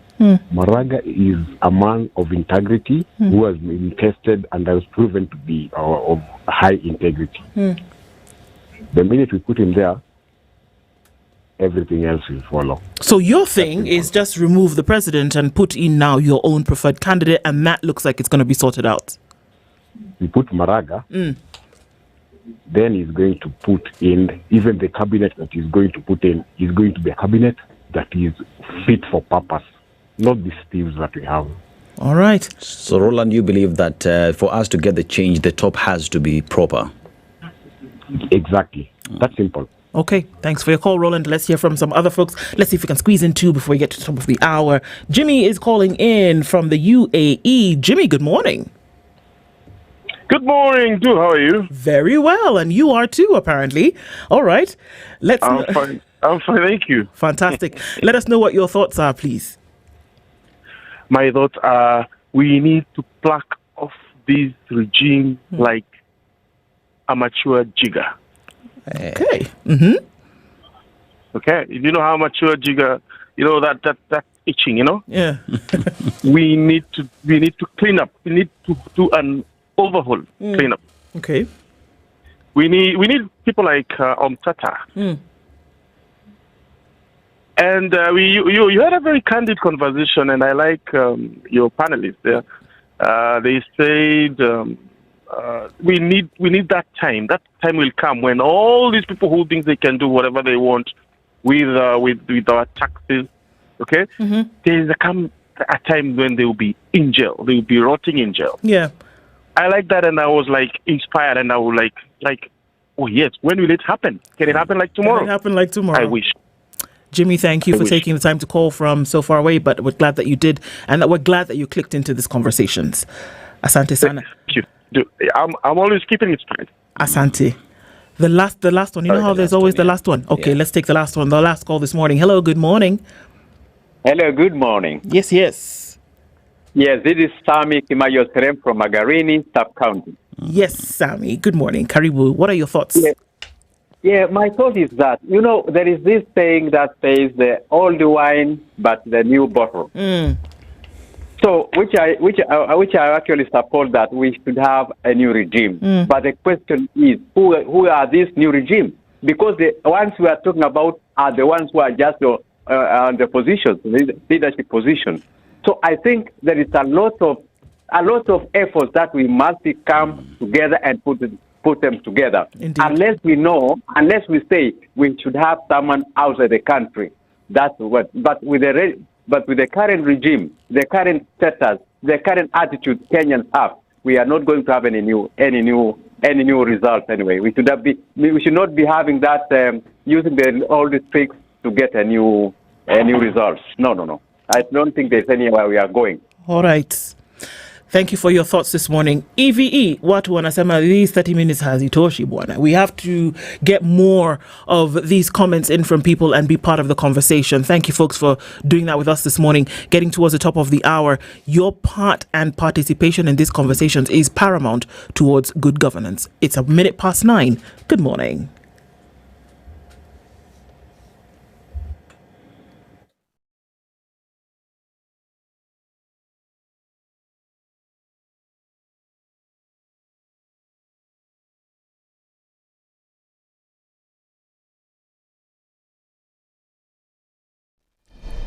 Good morning, this is the Newswire. I'm Edwin Lisamira. All government departments must be fully integrated into the new e-procurement system by next week, Treasury CS John Mbadi has announced, ruling out the use of manual systems. It comes days after the National Assembly annulled Mbadi's circular on the mandatory use of the Electronic Government Procurement System (EGPS). In a televised interview last night, Mbadi said the new platform would enhance transparency by automating the entire procurement process. He emphasized that no procurement can be done before the budget is uploaded into the system. Everybody who is ready should be uploaded. If you are not ready, like those counties which have probably not submitted their budget to the controller of budget, or those which have not been cleared by controller of budget, there is nothing I can do. But those who are ready, the moment, and now IFMIS department is working with EGP department seamlessly, sure that every budget that is in IFMIS is translated into EGP immediately. And then the procurement plan is done in the EGP. Instead of doing it now in IFMIS, it's to be done in EGP, then they start the procurement process. So by next week, most state departments should start procuring. On Thursday, Deputy President Kithure Kindiki ruled out the use of manual systems in government procurement, insisting the process will remain fully electronic despite resistance from some quarters. No amount of thuggery and goonism will stop the one-term movement, Wiper leader Kalonzo Musyoka has said, adding that the movement is not just a reality, but the eventuality.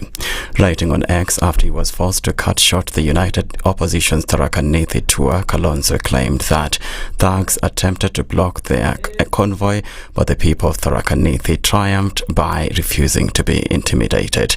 The former vice president, whose tour was supposed to wind down today, cut it short after residents, mostly youth, started chanting two-term slogans, disrupting his speech. Speaking to reporters afterwards, Kalonzo and his supporters blamed Deputy President Kithure Kindiki for the hostile reception. Don't know who had paid them what, but this is a type of intolerance. We are a democracy and people have every right. In fact, the only credit I give the people of Marimanti, nobody threw stone, nobody said dirty thing. He should set the example by allowing people to come to his place freely. But if he's going to be the chief goon and co-organize goons na watu kama hivyo, how will he, as Deputy President of the Republic of Kenya, how will he be received elsewhere? In a strategic move to bolster its presence in the African market, Saudi low-cost carrier Flynas will launch 3 weekly direct flights between Riyadh and Nairobi starting October 2nd. The expansion aligns with both the airline's growth strategy and Saudi Arabia's broader national objectives to enhance connectivity in the tourism and aviation sectors. The new route establishes Nairobi as a key gateway between East Africa and the Middle East. It will provide Kenyan travelers with streamlined access to Saudi Arabia for leisure, business and pilgrimage, while also facilitating inbound travel and investment from the kingdom into Kenya. Isiolo County Assembly Speaker Mohamed Roba was released on Thursday on a cash bail of 100,000 shillings or an alternative bond of 200,000 shillings after spending 2 nights in police custody. Roba, who appeared before Senior Principal Magistrate Derek Koto of the Mavoko Law Courts in Machakos County, is accused of unlawfully using a vehicle and willfully obstructing a police officer in the execution of his duty. The Isiolo County government is listed as the complainant in the case. Cash bail of 100,000, pay 100,000 shillings, you should be allowed to go home. You can follow up on the other cash bail. Na tumesema tuko tayari kwa kesi kwa sababu mimi ni speaker halali wa Isiolo. Speakership haichaguliwi na governor. Speakership inachaguliwa na MCS. Na MCS 18 out of 18 walinichagua tarehe 20 September. Israeli forces killed at least 16 Palestinians across Gaza on Thursday and wounded dozens in the south of the enclave, local media said, as residents reported that Gaza City suburbs were under intensifying bombardment. The Israeli military is preparing to seize Gaza City, the territory's largest urban center, despite international calls on Israel to desist over fears that a ground offensive would cause significant casualties and displace the roughly 1 million Palestinians sheltering there. In Gaza City, residents said families were fleeing their homes, with most heading towards the coast as Israeli forces shelled the eastern suburbs of Sheja, Zaytun and Sabra. Thursday's deaths took to 71 the number of Palestinians killed by Israeli fire in the past 24 hours, Gaza's health ministry said. That's the Newswire. I'm Edwin Lisamira. 94.4 Spice FM, Nairobi. One of the things that are ailing our country is negative ethnicity. You find you as a state officer, instead of thinking as a Kenyan, you think like a tribal person. Let me tell you something. The biggest problem we have had in this country is a leadership deficit. There is nothing that you are going to do in the process of change if you are not a risk taker. So you really have to pursue your vision to a logical conclusion and even be ready to step on people's toes. When it comes to the economy, you can run away with it. They say statistics are like bikinis. They reveal a lot, but they conceal the vitals. And so government people would throw statistics at you and tell you they're revealing a lot of information to you, but it's really concealing the real vitals. We need to get out of that, because when we want to grow our democracy, one basic thing that really requires to be understood by the political class, by all of us, is institutions are critical. This is the Situation Room, the only way to start your day. In this country, 6 families and 8,000 Kenyans control 90% of the GDP. We are not a country. We are a plantation. We work for Ruto. When you're telling the judges court orders are papers or they will not obey court orders, they're sitting and you're seeking orders from them. So how are they supposed to interpret it? Isn't it an oxymoron? When you see a judiciary that seems to be under some control somewhere, you start questioning. We have very powerful governors, but they don't use their offices to serve the people. If you are not shameful to do what you are doing, why should we protect you? I'm human. Everybody's human. So when you're told, kuja tuongee, I mean, you'd be a fool to say, staki kuongea today. Conversations have to be had, you know? People in leadership should only go into leadership if they are ready and willing to change the lot of the people. The Situation Room, Kenya's biggest conversation. Mature, intelligent talk every morning. Spice up yourself.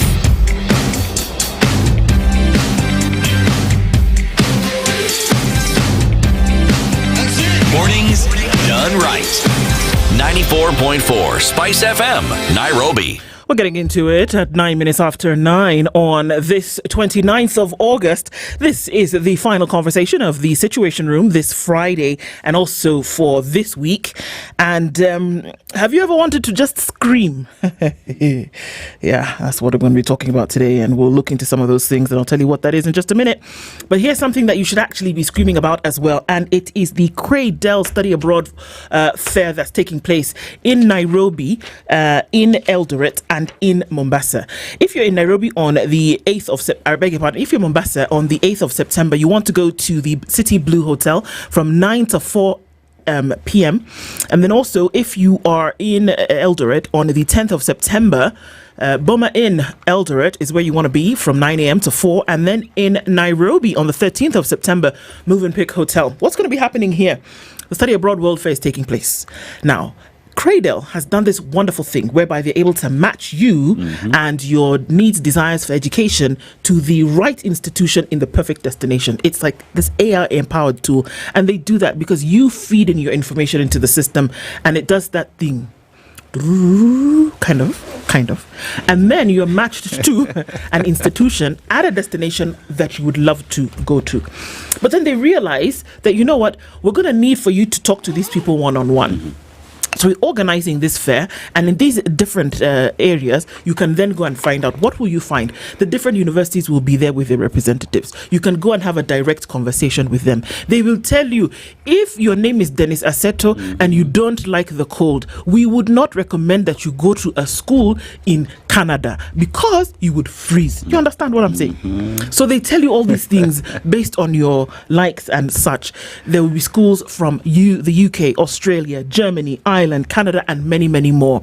And you'll then be able to look at your preferences for your support in the future of your career.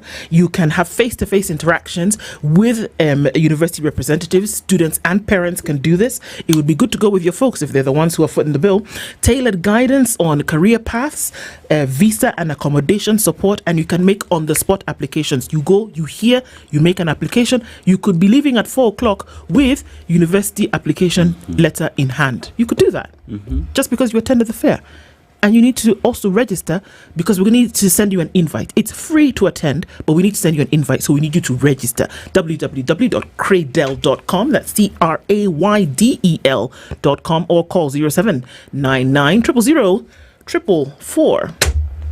And as we end the week, you need to tell us what to do with our money. You see, you've gone to all these universities, you've started making your money. Now you need a partner who will help you create this wealth, right? And even after creating that wealth, the next headache is how to protect it. And even after protecting it, you need to pass it down. So the legacy that you're leaving behind for your children, for the company as Kenda Sayuni, if you go to Kobaba.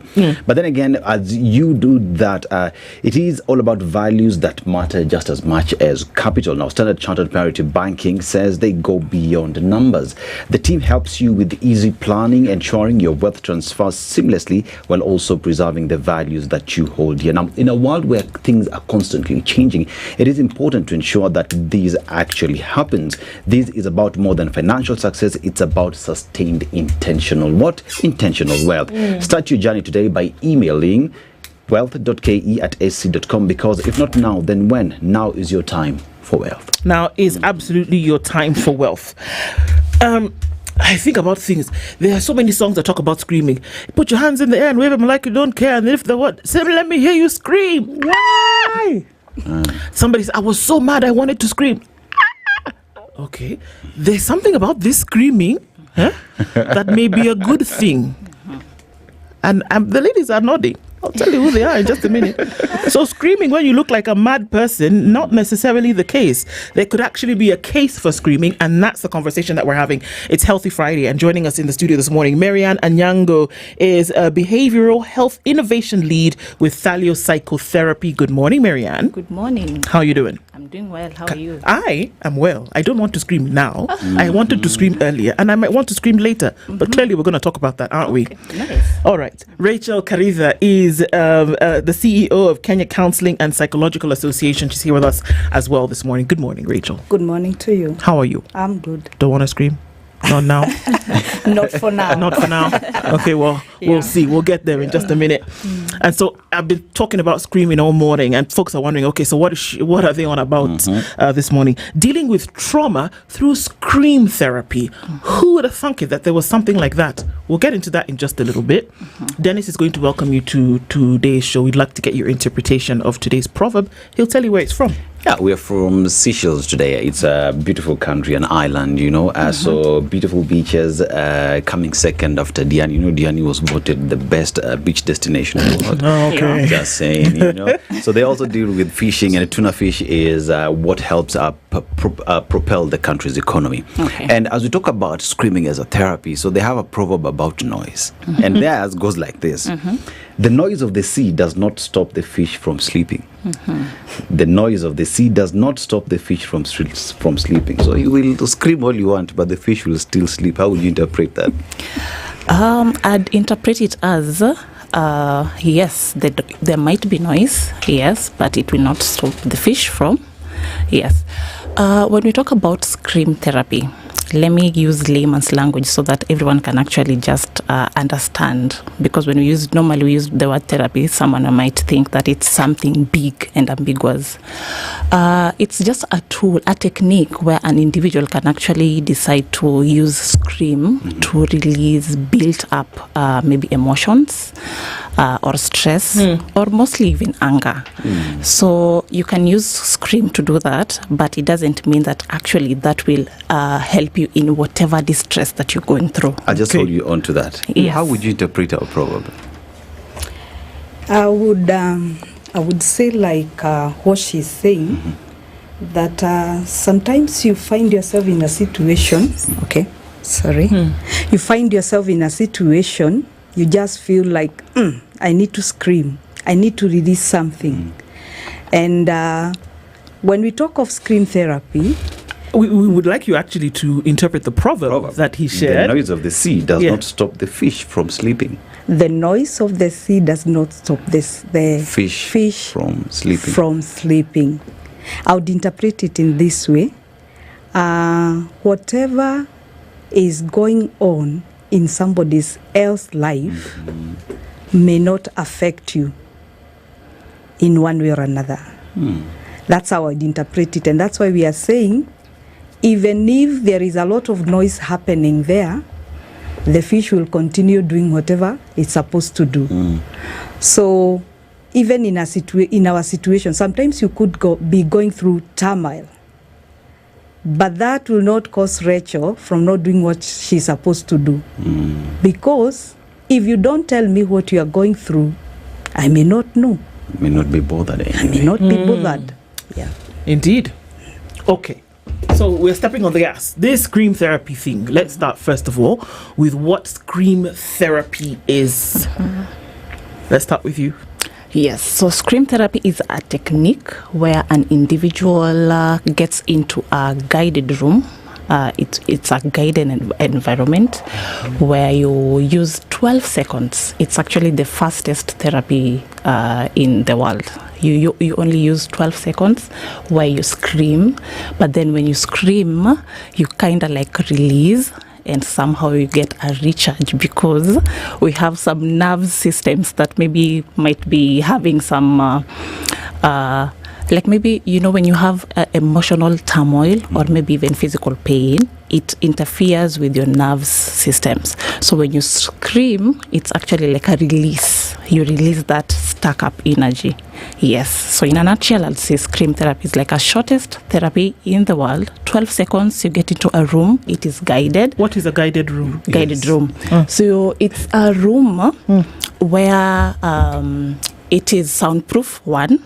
So maybe when you get into that room, people outside won't hear you like screaming. Let's say somebody has gotten into the studio and then I scream. People outside won't hear my scream. Then we have 1 to 4 steps where you can be guided on what to do. You can either stand, you can either like bend, whatever is comfortable with you. They will just guide you depending on how you feel in the moment. So you use that, then you scream. And people can't see you. People can't see you. Because they could actually think you're crazy. It is private environment and it's safe. All right. And it's soundproof. Okay. Yes. Who uses scream therapy, Rachel? Scream therapy can be used by anyone, but we have a limitation to that.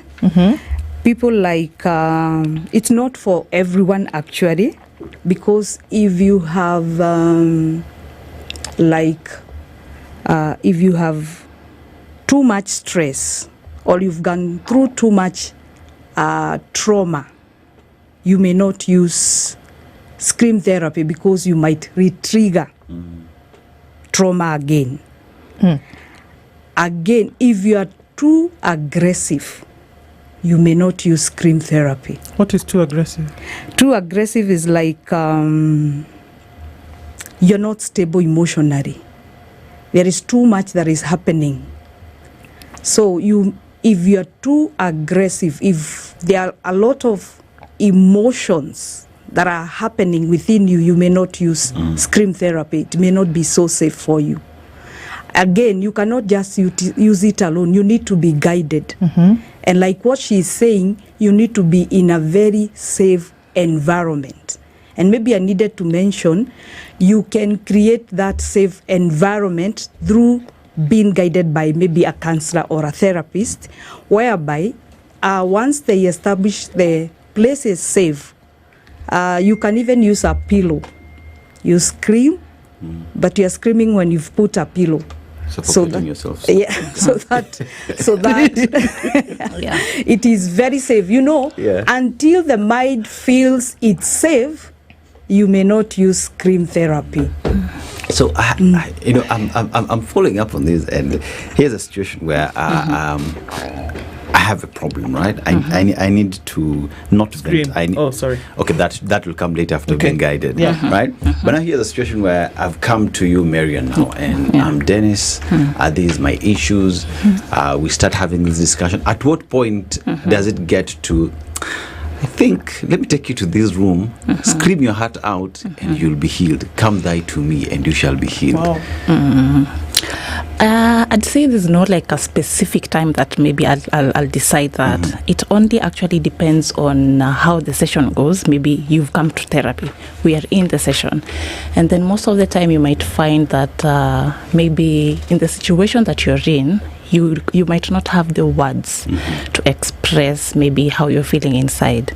It could be maybe a traumatic experience that you've gone through, or maybe even loss and grief. So those are the most distresses that causes people to, someone might feel to actually, they want to let out, but they don't know.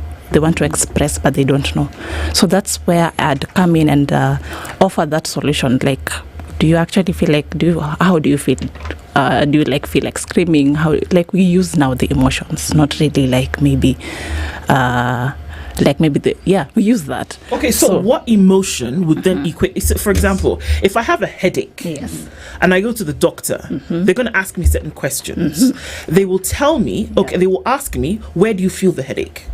Because they already know that if you feel the headache in a particular part, this is what it could point to. So then do we need to take you for a CT scan, or do we need to give you a painkiller?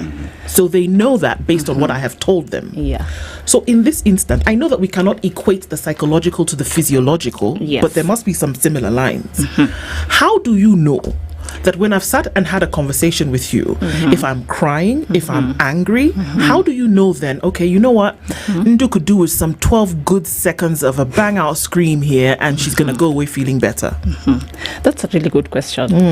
When actually we talk about traumatic experiences, so trauma doesn't happen just in our minds. So trauma affects a nervous system in our body, and it shows. It comes out physically. So how we can see these traumatic symptoms physically, it's you might have actually like shoulders. Your shoulders are being tensed. You might have breathing. Your breathing won't be normal. You might have like heavy breathing. Sometimes you might have like stomach knots, whether you've had where someone say they had like maybe an inflammation and they felt like, oh, tumbo yangu inakatika. Butterflies in your stomach, those things. Yes. So those are the physical symptoms of trauma. So most of the time when you get clients and they're sharing their information, definitely you'll know this is a trauma they're experiencing, or maybe it is loss and grief. So definitely you just know with trauma, it's being stored in the body. It's not just in our mind, because you store trauma in your body? Yes, trauma is being stored in our body. And how you can see that is through those now physical symptoms. Okay, so now what we're going to do? We're going to break this thing down so that we can understand what we are talking about. Yes. You know the way you eat 10 burgers and then the fat is stored on your hips and the stomach? Yeah. So what you're saying is that if you go through a traumatic experience, if maybe you were attacked or a death or something, that you keep where? Yes. In your shoulders? In your body. It could be in your shoulders, it could be in your stomach. Always tense. Always tense. Then apart from the physical symptoms, we also have the emotional ones. So that's when maybe it could be like a traumatic experience, like an accident. So you get anxious anytime, like maybe the car is going too fast, because, it's not even in your body. Like in your mind, it comes out as anxiety. And sometimes physical pain. You might have we normally have somatic diseases. So conditions. Yes. Do you want to explain that somatic diseases for us? In English, yes. All right. Actually, maybe we would have started by explaining what is trauma, so that we understand where we are coming from. We are saying trauma is any emotional or psychological response to a disturbing experience. So it is how our body responds to a stressing situation. So your reaction is the trauma? Yes. All right. Yes. Okay. And this is where she's saying it can lead to maybe depression as a way of responding to that. It can lead to stress. It can lead to anger. It can lead to even physical illness.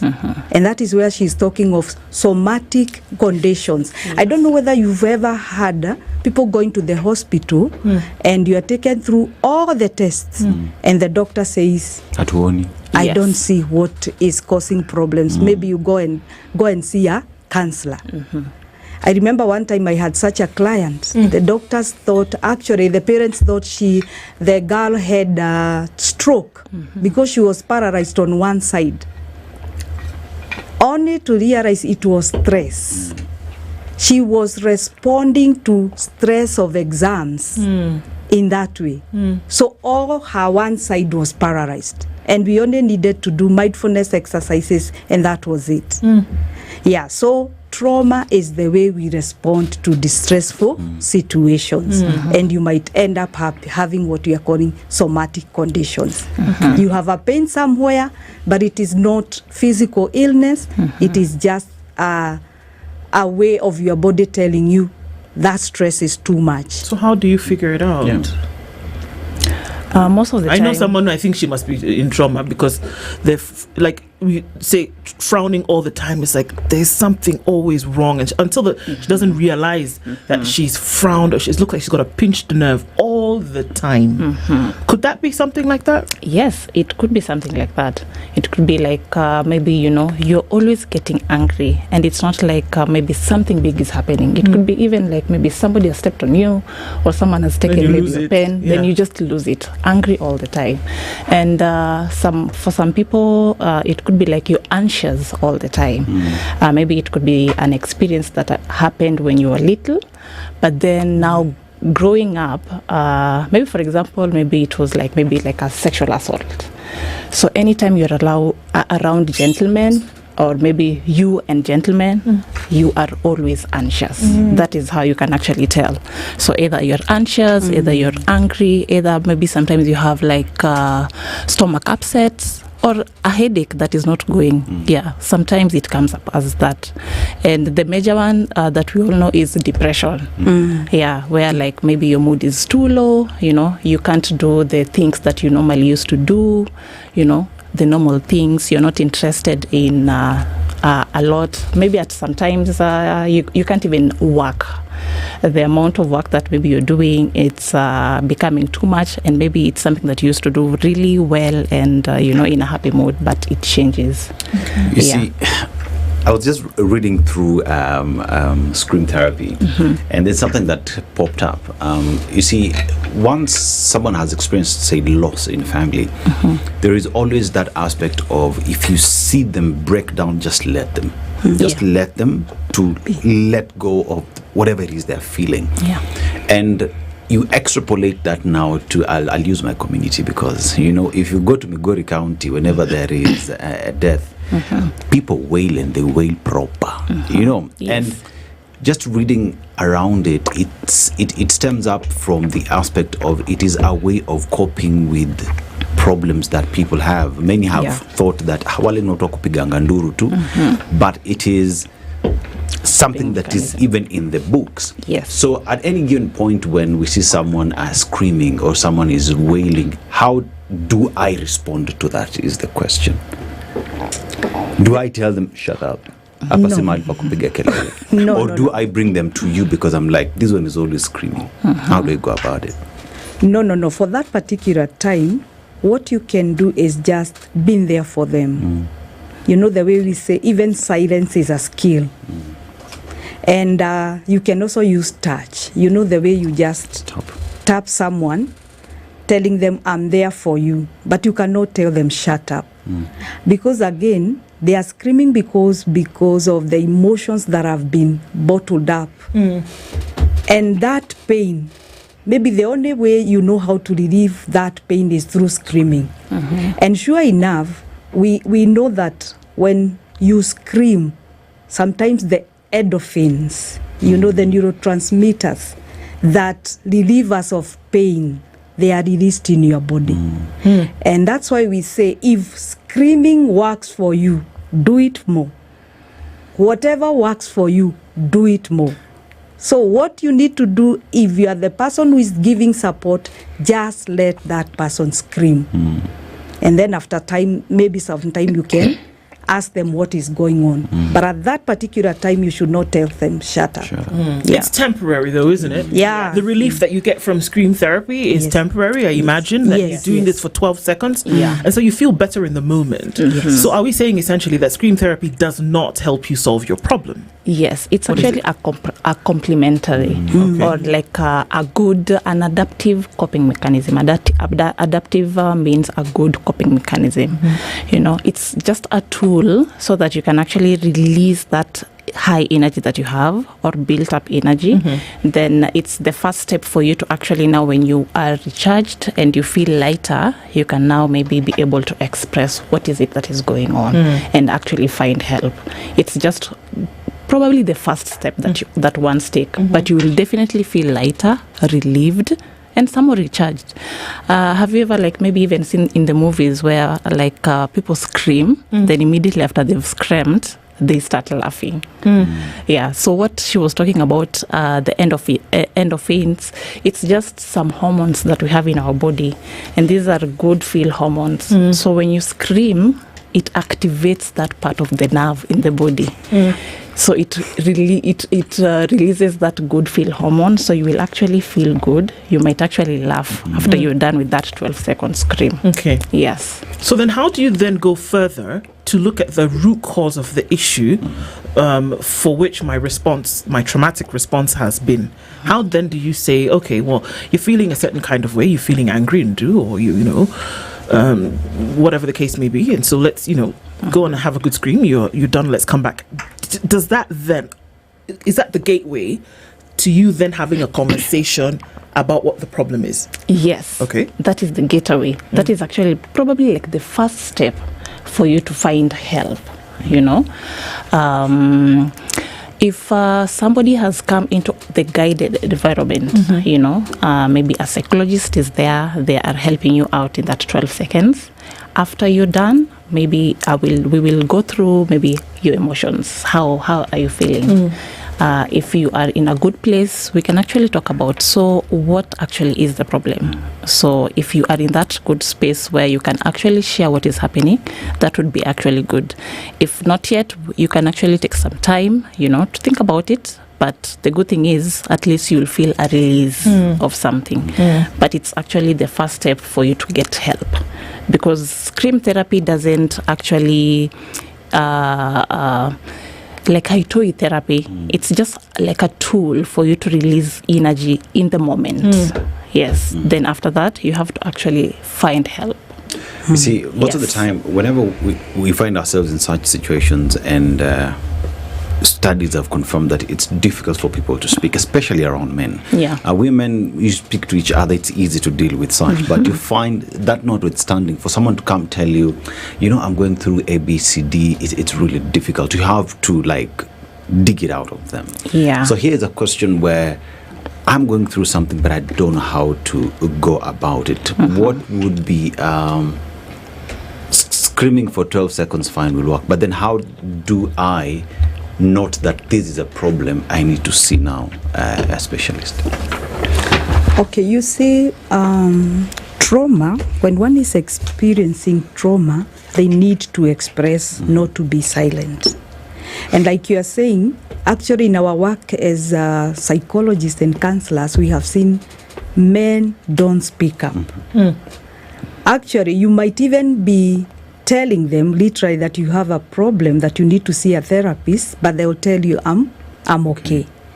So what we normally do is creating a lot of awareness, because you could also be going through trauma and you are not even aware. Like maybe what she said, you pass through trauma when you are a child. You have childhood trauma, but it is manifesting in your adulthood. For example, you could be trying to get into relationships, and every time you feel you don't trust anyone. And when you trace it back, you'll find maybe when you are a child, you are neglected. So you developed mistrust. So even in adulthood, you never trust anyone. So it's until we create a lot of awareness so that people will know, so when I'm doing this is trauma. I need to seek therapy. And then we stop stigmatization. Because I can imagine if I tell you that maybe I've been in therapy, you look at me like, are you crazy? Are you mad? Yes. Are you psychotic? No. Actually, I tell people, even myself as a psychologist, I've been in therapy many times because I cannot go helping people when my emotions are not regulated. So I need to regulate my emotions so that I can be able to help others. Okay. So, I would like to encourage everyone, actually everyone can go for therapy. Let's take a break at this point. We're going to come back because scream therapy is just one of the therapies that you can use to let it out. And we're also hearing from our comments here, and people are saying, you know what, the pressures that you have are really quite something, and you need an outlet. And, you know, we're going into then why therapy is different kinds of therapy. And so let's go beyond scream therapy as well and find out what's some of these others that we put folks through. Healthy Friday conversation is then around trauma and how different kinds of therapy, scream therapy, helps you get through that. Mariana Nyango is here with us, as well as Rachel Kiarida. We're having that conversation. We'll be back after this. It's now 23 minutes to 10.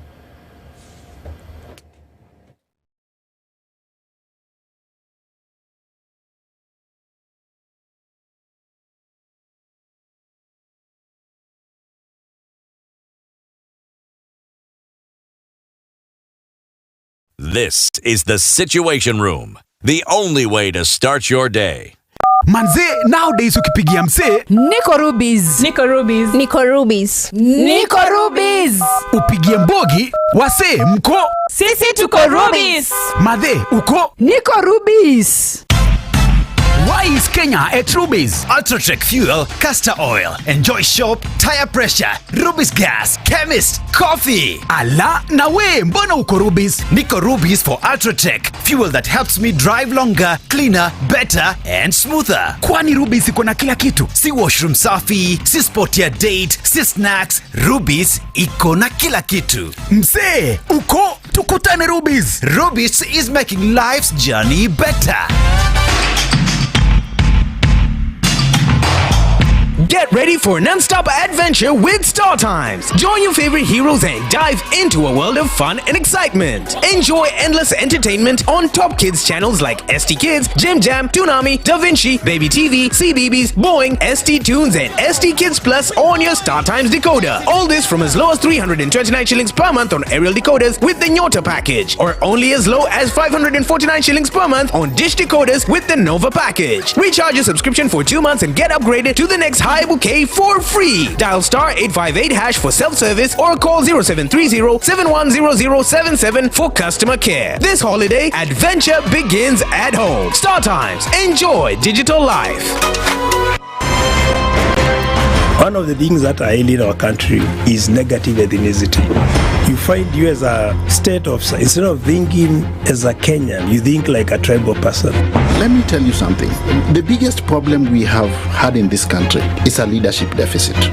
There is nothing that you are going to do in the process of change if you are not a risk taker. So you really have to pursue your vision to a logical conclusion and even be ready to step on people's toes. When it comes to the economy, you can't run away with it. They say statistics are like bikinis. They reveal a lot, but they conceal the vitals. And so government people would throw statistics at you and tell you they're revealing a lot of information to you, but it's really concealing the real vitals. We need to get out of that, because when we want to grow our democracy, one basic thing that really requires to be understood by the political class, by all of us, is institutions are critical. This is the Situation Room, the only way to start your day. Mature, intelligent talk every morning. Spice up yourself.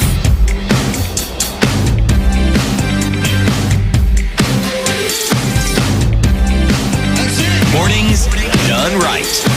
94.4 Spice FM. Conversations continue this morning, coming in, and we continue on our Healthy Friday conversation today. It's now 19 minutes to 10 o'clock, and even as we do this, we're looking at different kinds of trauma that you could face. And Mariana Nyango and Rachel Kiarida are here with us this morning, and we're looking at some of these issues and ways in which to deal with it. How do you know? Because we talk about the fact that so many people go to therapy. How do you know? Me sitting in my house at some point, and I know, okay, if I were to think about it, maybe I get upset, maybe I'm anxious, how do I know that it is at that point that I ought to seek help? Because we already know that a lot of times when people go in for any kind of psychological intervention, they are recommended by other people. Somebody else comes into your space and says, maybe you need to talk to somebody. How do I know for myself that, okay, it's about time that I had a chat with somebody, and then look for these interventions? Okay. Let's use the easier ones. when you're not performing either at work or at school. Either you feel difficulty going to work or school. You cannot, if you're talking about school, you're not doing assignments, like things are not just working. And at work, same. Maybe even at work, people normally have assignments that they need to do. So the task that you've been given, like you're not doing. So that's when you know there's actually a problem. That is one. And when it comes to your interests, you're not interested now in the things that you normally used to do. It could be either maybe running, jogging, eating, even the eating. Now you're not interested in that. That means that something has changed. And another one is sometimes even these things comes in form of silence. You just find yourself like you don't have words. Like everything is blank. And when you even it comes to your emotional part, there is some numbness. Like it's just blank, like black. You don't have anything to say. You're not feeling anything. Like you're just blank. Yeah, it could be those. Do you have any others to add? Yeah, I would also like to add on the sleeping patterns. Sometimes you sleep too much, or other times you're not sleeping at all. You're having insomnia. And even the eating patterns. Maybe you have all of a sudden started eating a lot, or you're not even eating. Something else, things you once enjoyed, you're no longer enjoying them. Like you feel you don't want to go to work, you don't want to do anything, you just want to be there. Or even the usual activities, bathing, brushing your teeth, the usual activities that we do on daily basis. All of a sudden you start feeling like, I don't want to go to bathe, I don't want to brush my teeth, I don't want to comb my hair, I just want to sit there. Like you're just there. So that is the time you need to seek help. And by the time now you feel you have pains, it means now it is severe. If it is depression and you have started having the somatic pains, like you're getting headaches, you are getting stomach aches, now it means the condition is severe. And that one may not just need therapy. You'll also need medication. Most of the time we hear people speak in terms of, I admit, I love sleeping. It's just after a hard day at work, I just need to go rest. But if someone has been at work throughout the day, they get home, they carry work at home. When it gets to sleeping, they sleep 2 hours, and they say it's okay. I suffer from insomnia. That's my problem. Is that an indicator that perhaps there's an underlying problem that needs to be addressed? Because most of the time we just dismiss it saying, ule anakuanga na shida ya kulala. But could that be a trigger or a sign that there is a problem underlying? Yes, that could be a trigger and a sign that shows that actually there could be an underlying issue.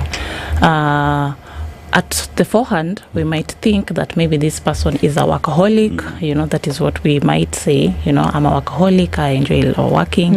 Or maybe it could be like, I am in a situation where I have to do this, like this is what I have to do, either to gain money or to keep the employment and all that. That could be actually maybe one of the underlying things. But yes, it is a sign, And another thing, it can also be a sign that maybe you as a person, you are not able to actually maybe, how will I put it? Normally, for example, you have worked here from morning to evening. You will feel tired, both physically, sometimes even emotionally, if it was too much task, So when you get home, you won't want to like read something or do anything. Automatically, you'll feel like I want to go to sleep. So if this person maybe is going through something else, they want to be able to actually shut down. Let me categorize it and talk about men, to be specific here. So sometimes because of the environment or the social norms that we have, maybe let's say in Kenya, there is a way like maybe men are not able to, maybe they're afraid or they're not able to express the emotions or sometimes even feel the emotions. So this person is going through something. They've gone back home after work, and now when getting back home, those emotions, maybe whatever they're going through, it's coming up. The only way they can deal with it is by actually doing something to avoid feeling those emotions. So if I keep busy I want to be able to feel those emotions that actually I cannot be, I don't know what they are. I don't know these things. I didn't grow up feeling this way. So I'll do things to avoid that emotion. Yes. But that doesn't take away from the fact that that you're having the experience. Yes. Because you don't want to feel a certain kind of way. But is that not more erosive? It still is an issue. Yes. Because then how would you play out? You're not dealing with the issue. You're not dealing with the emotion that comes out as a result of the issue. But it's still eating away at you. It is. It is still there. It doesn't take away. It's just like a short-term way of dealing with problems. Because I'm saying it's a short-term way because the more you continue with that routine, it will caught up with you. Either physical ways, maybe you will start having like intense headaches, either emotional ways. It will just caught up with you. So it's just like a short-term way of dealing with that issue that you have. Which is not sustainable. So a lot of people don't want to get into the uncomfortable situation of dealing head to head with an issue. Yes. If it's maybe somebody who's caused that pain to you, or if it is you think about it. For the longest time, I didn't want to deal with the fact that my father died. I don't want to. Okay, fine. We had the funeral, but don't talk to me about it. Yeah. I don't want to have the discussion. I don't want to remember the good times. I don't want to because it's going to make me upset. I don't want to do that. Yeah.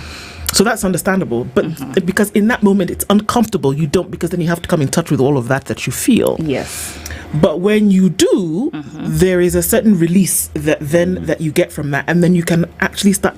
And I don't really like the word closure because you can't close on something. Yes. Yeah. You shouldn't have to. Don't ask me to close on a relationship with my father, for example. Yeah. But you can now come to grips with a reality. Yeah. So could it be that the thing that you run away from is those few moments when you have to be in touch with that reality that is uncomfortable? Not that you don't want to feel it, but you don't want to be uncomfortable any more than you already are. So how can you cross over to that place? I mean, it took me years, but how can you cross over to that place whereby you're saying, okay, fine, let's deal with the elephant in the room. Let's go, because it eats at you otherwise. How do you get to that spot? What you need to do with a lot of support is, like you are saying, you don't want to close. Because you shouldn't have to. Why should you have to close? Your father is always your father. Yes. Yeah. But again, now he has died. He has passed on. How do I live? How do I adjust? Actually, the issue is, how do I adjust and cope and start accepting that my father will no longer be here, but I have to live without him? So that is where we encourage you come for therapy so that we can explore. Remember, in therapy, I'm not the one to give you the solutions because I may give you solutions that are not going to last. You only come, we explore with you so that we can find ways of adjusting to living without your loved one. And that is the only way we can do it. Accepting. The issue is accepting that this has happened.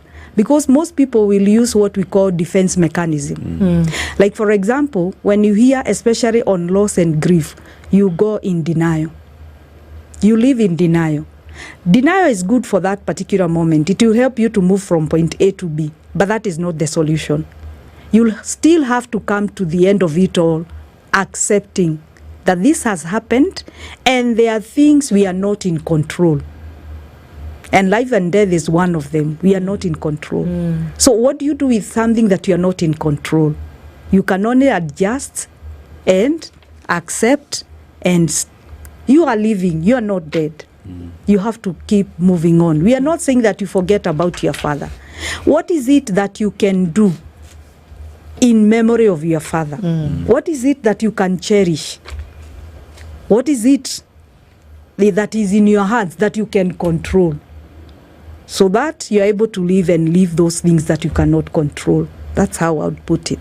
Yes. And also to add on that, apart from the information now that you get now from the maybe a counseling or a therapist, I'd like to let people know that the only way out is through. You'll have to feel that uncomfortable emotion for you to get out on the other side. I am so sure everyone who has lost someone or someone who is going through a traumatic experience, any distress that they are in, there is that feeling that I don't want to feel like this. I want to be happy. Mostly they normally say, I want to be happy. I want to be okay. I don't want to feel like this. The only way to be okay or feel better is to actually allow yourself to feel those uncomfortable emotions. It is scary because, of course, it's overwhelming. They are big emotions that maybe you cannot even hold. Like, they are big. Yeah. It is scary. But the only way through is to go through them, to allow yourself to actually be broken, allow yourself to feel bad, allow yourself to cry, allow yourself to scream. Then when you're done, you will actually feel better. That is the only way. There is no any other way. And you see, that is through. that is the difficult part about it. Yes. Because as human beings, I think we're wired to want to feel good all the time.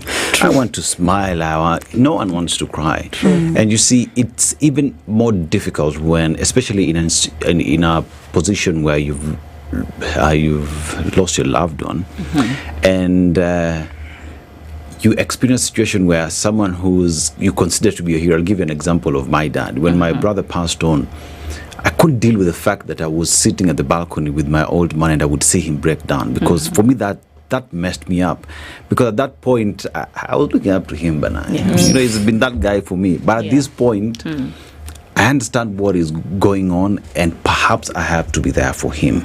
But him being a man, they would not let their child again to step in and try advice. And you see, you look at this situation and we don't know what to do. You don't know where to go, Later we talked about it, capish, but not everyone is, first of all, willing to break down where they are seen. Yes. So you deal with them in your bedroom when you're there, you're crying, and that's it. But you've not dealt with what is deep down. Yes. So then how do we bring this conversation to the open to make it easier for everyone? If you want to break down. If you want to scream, you scream.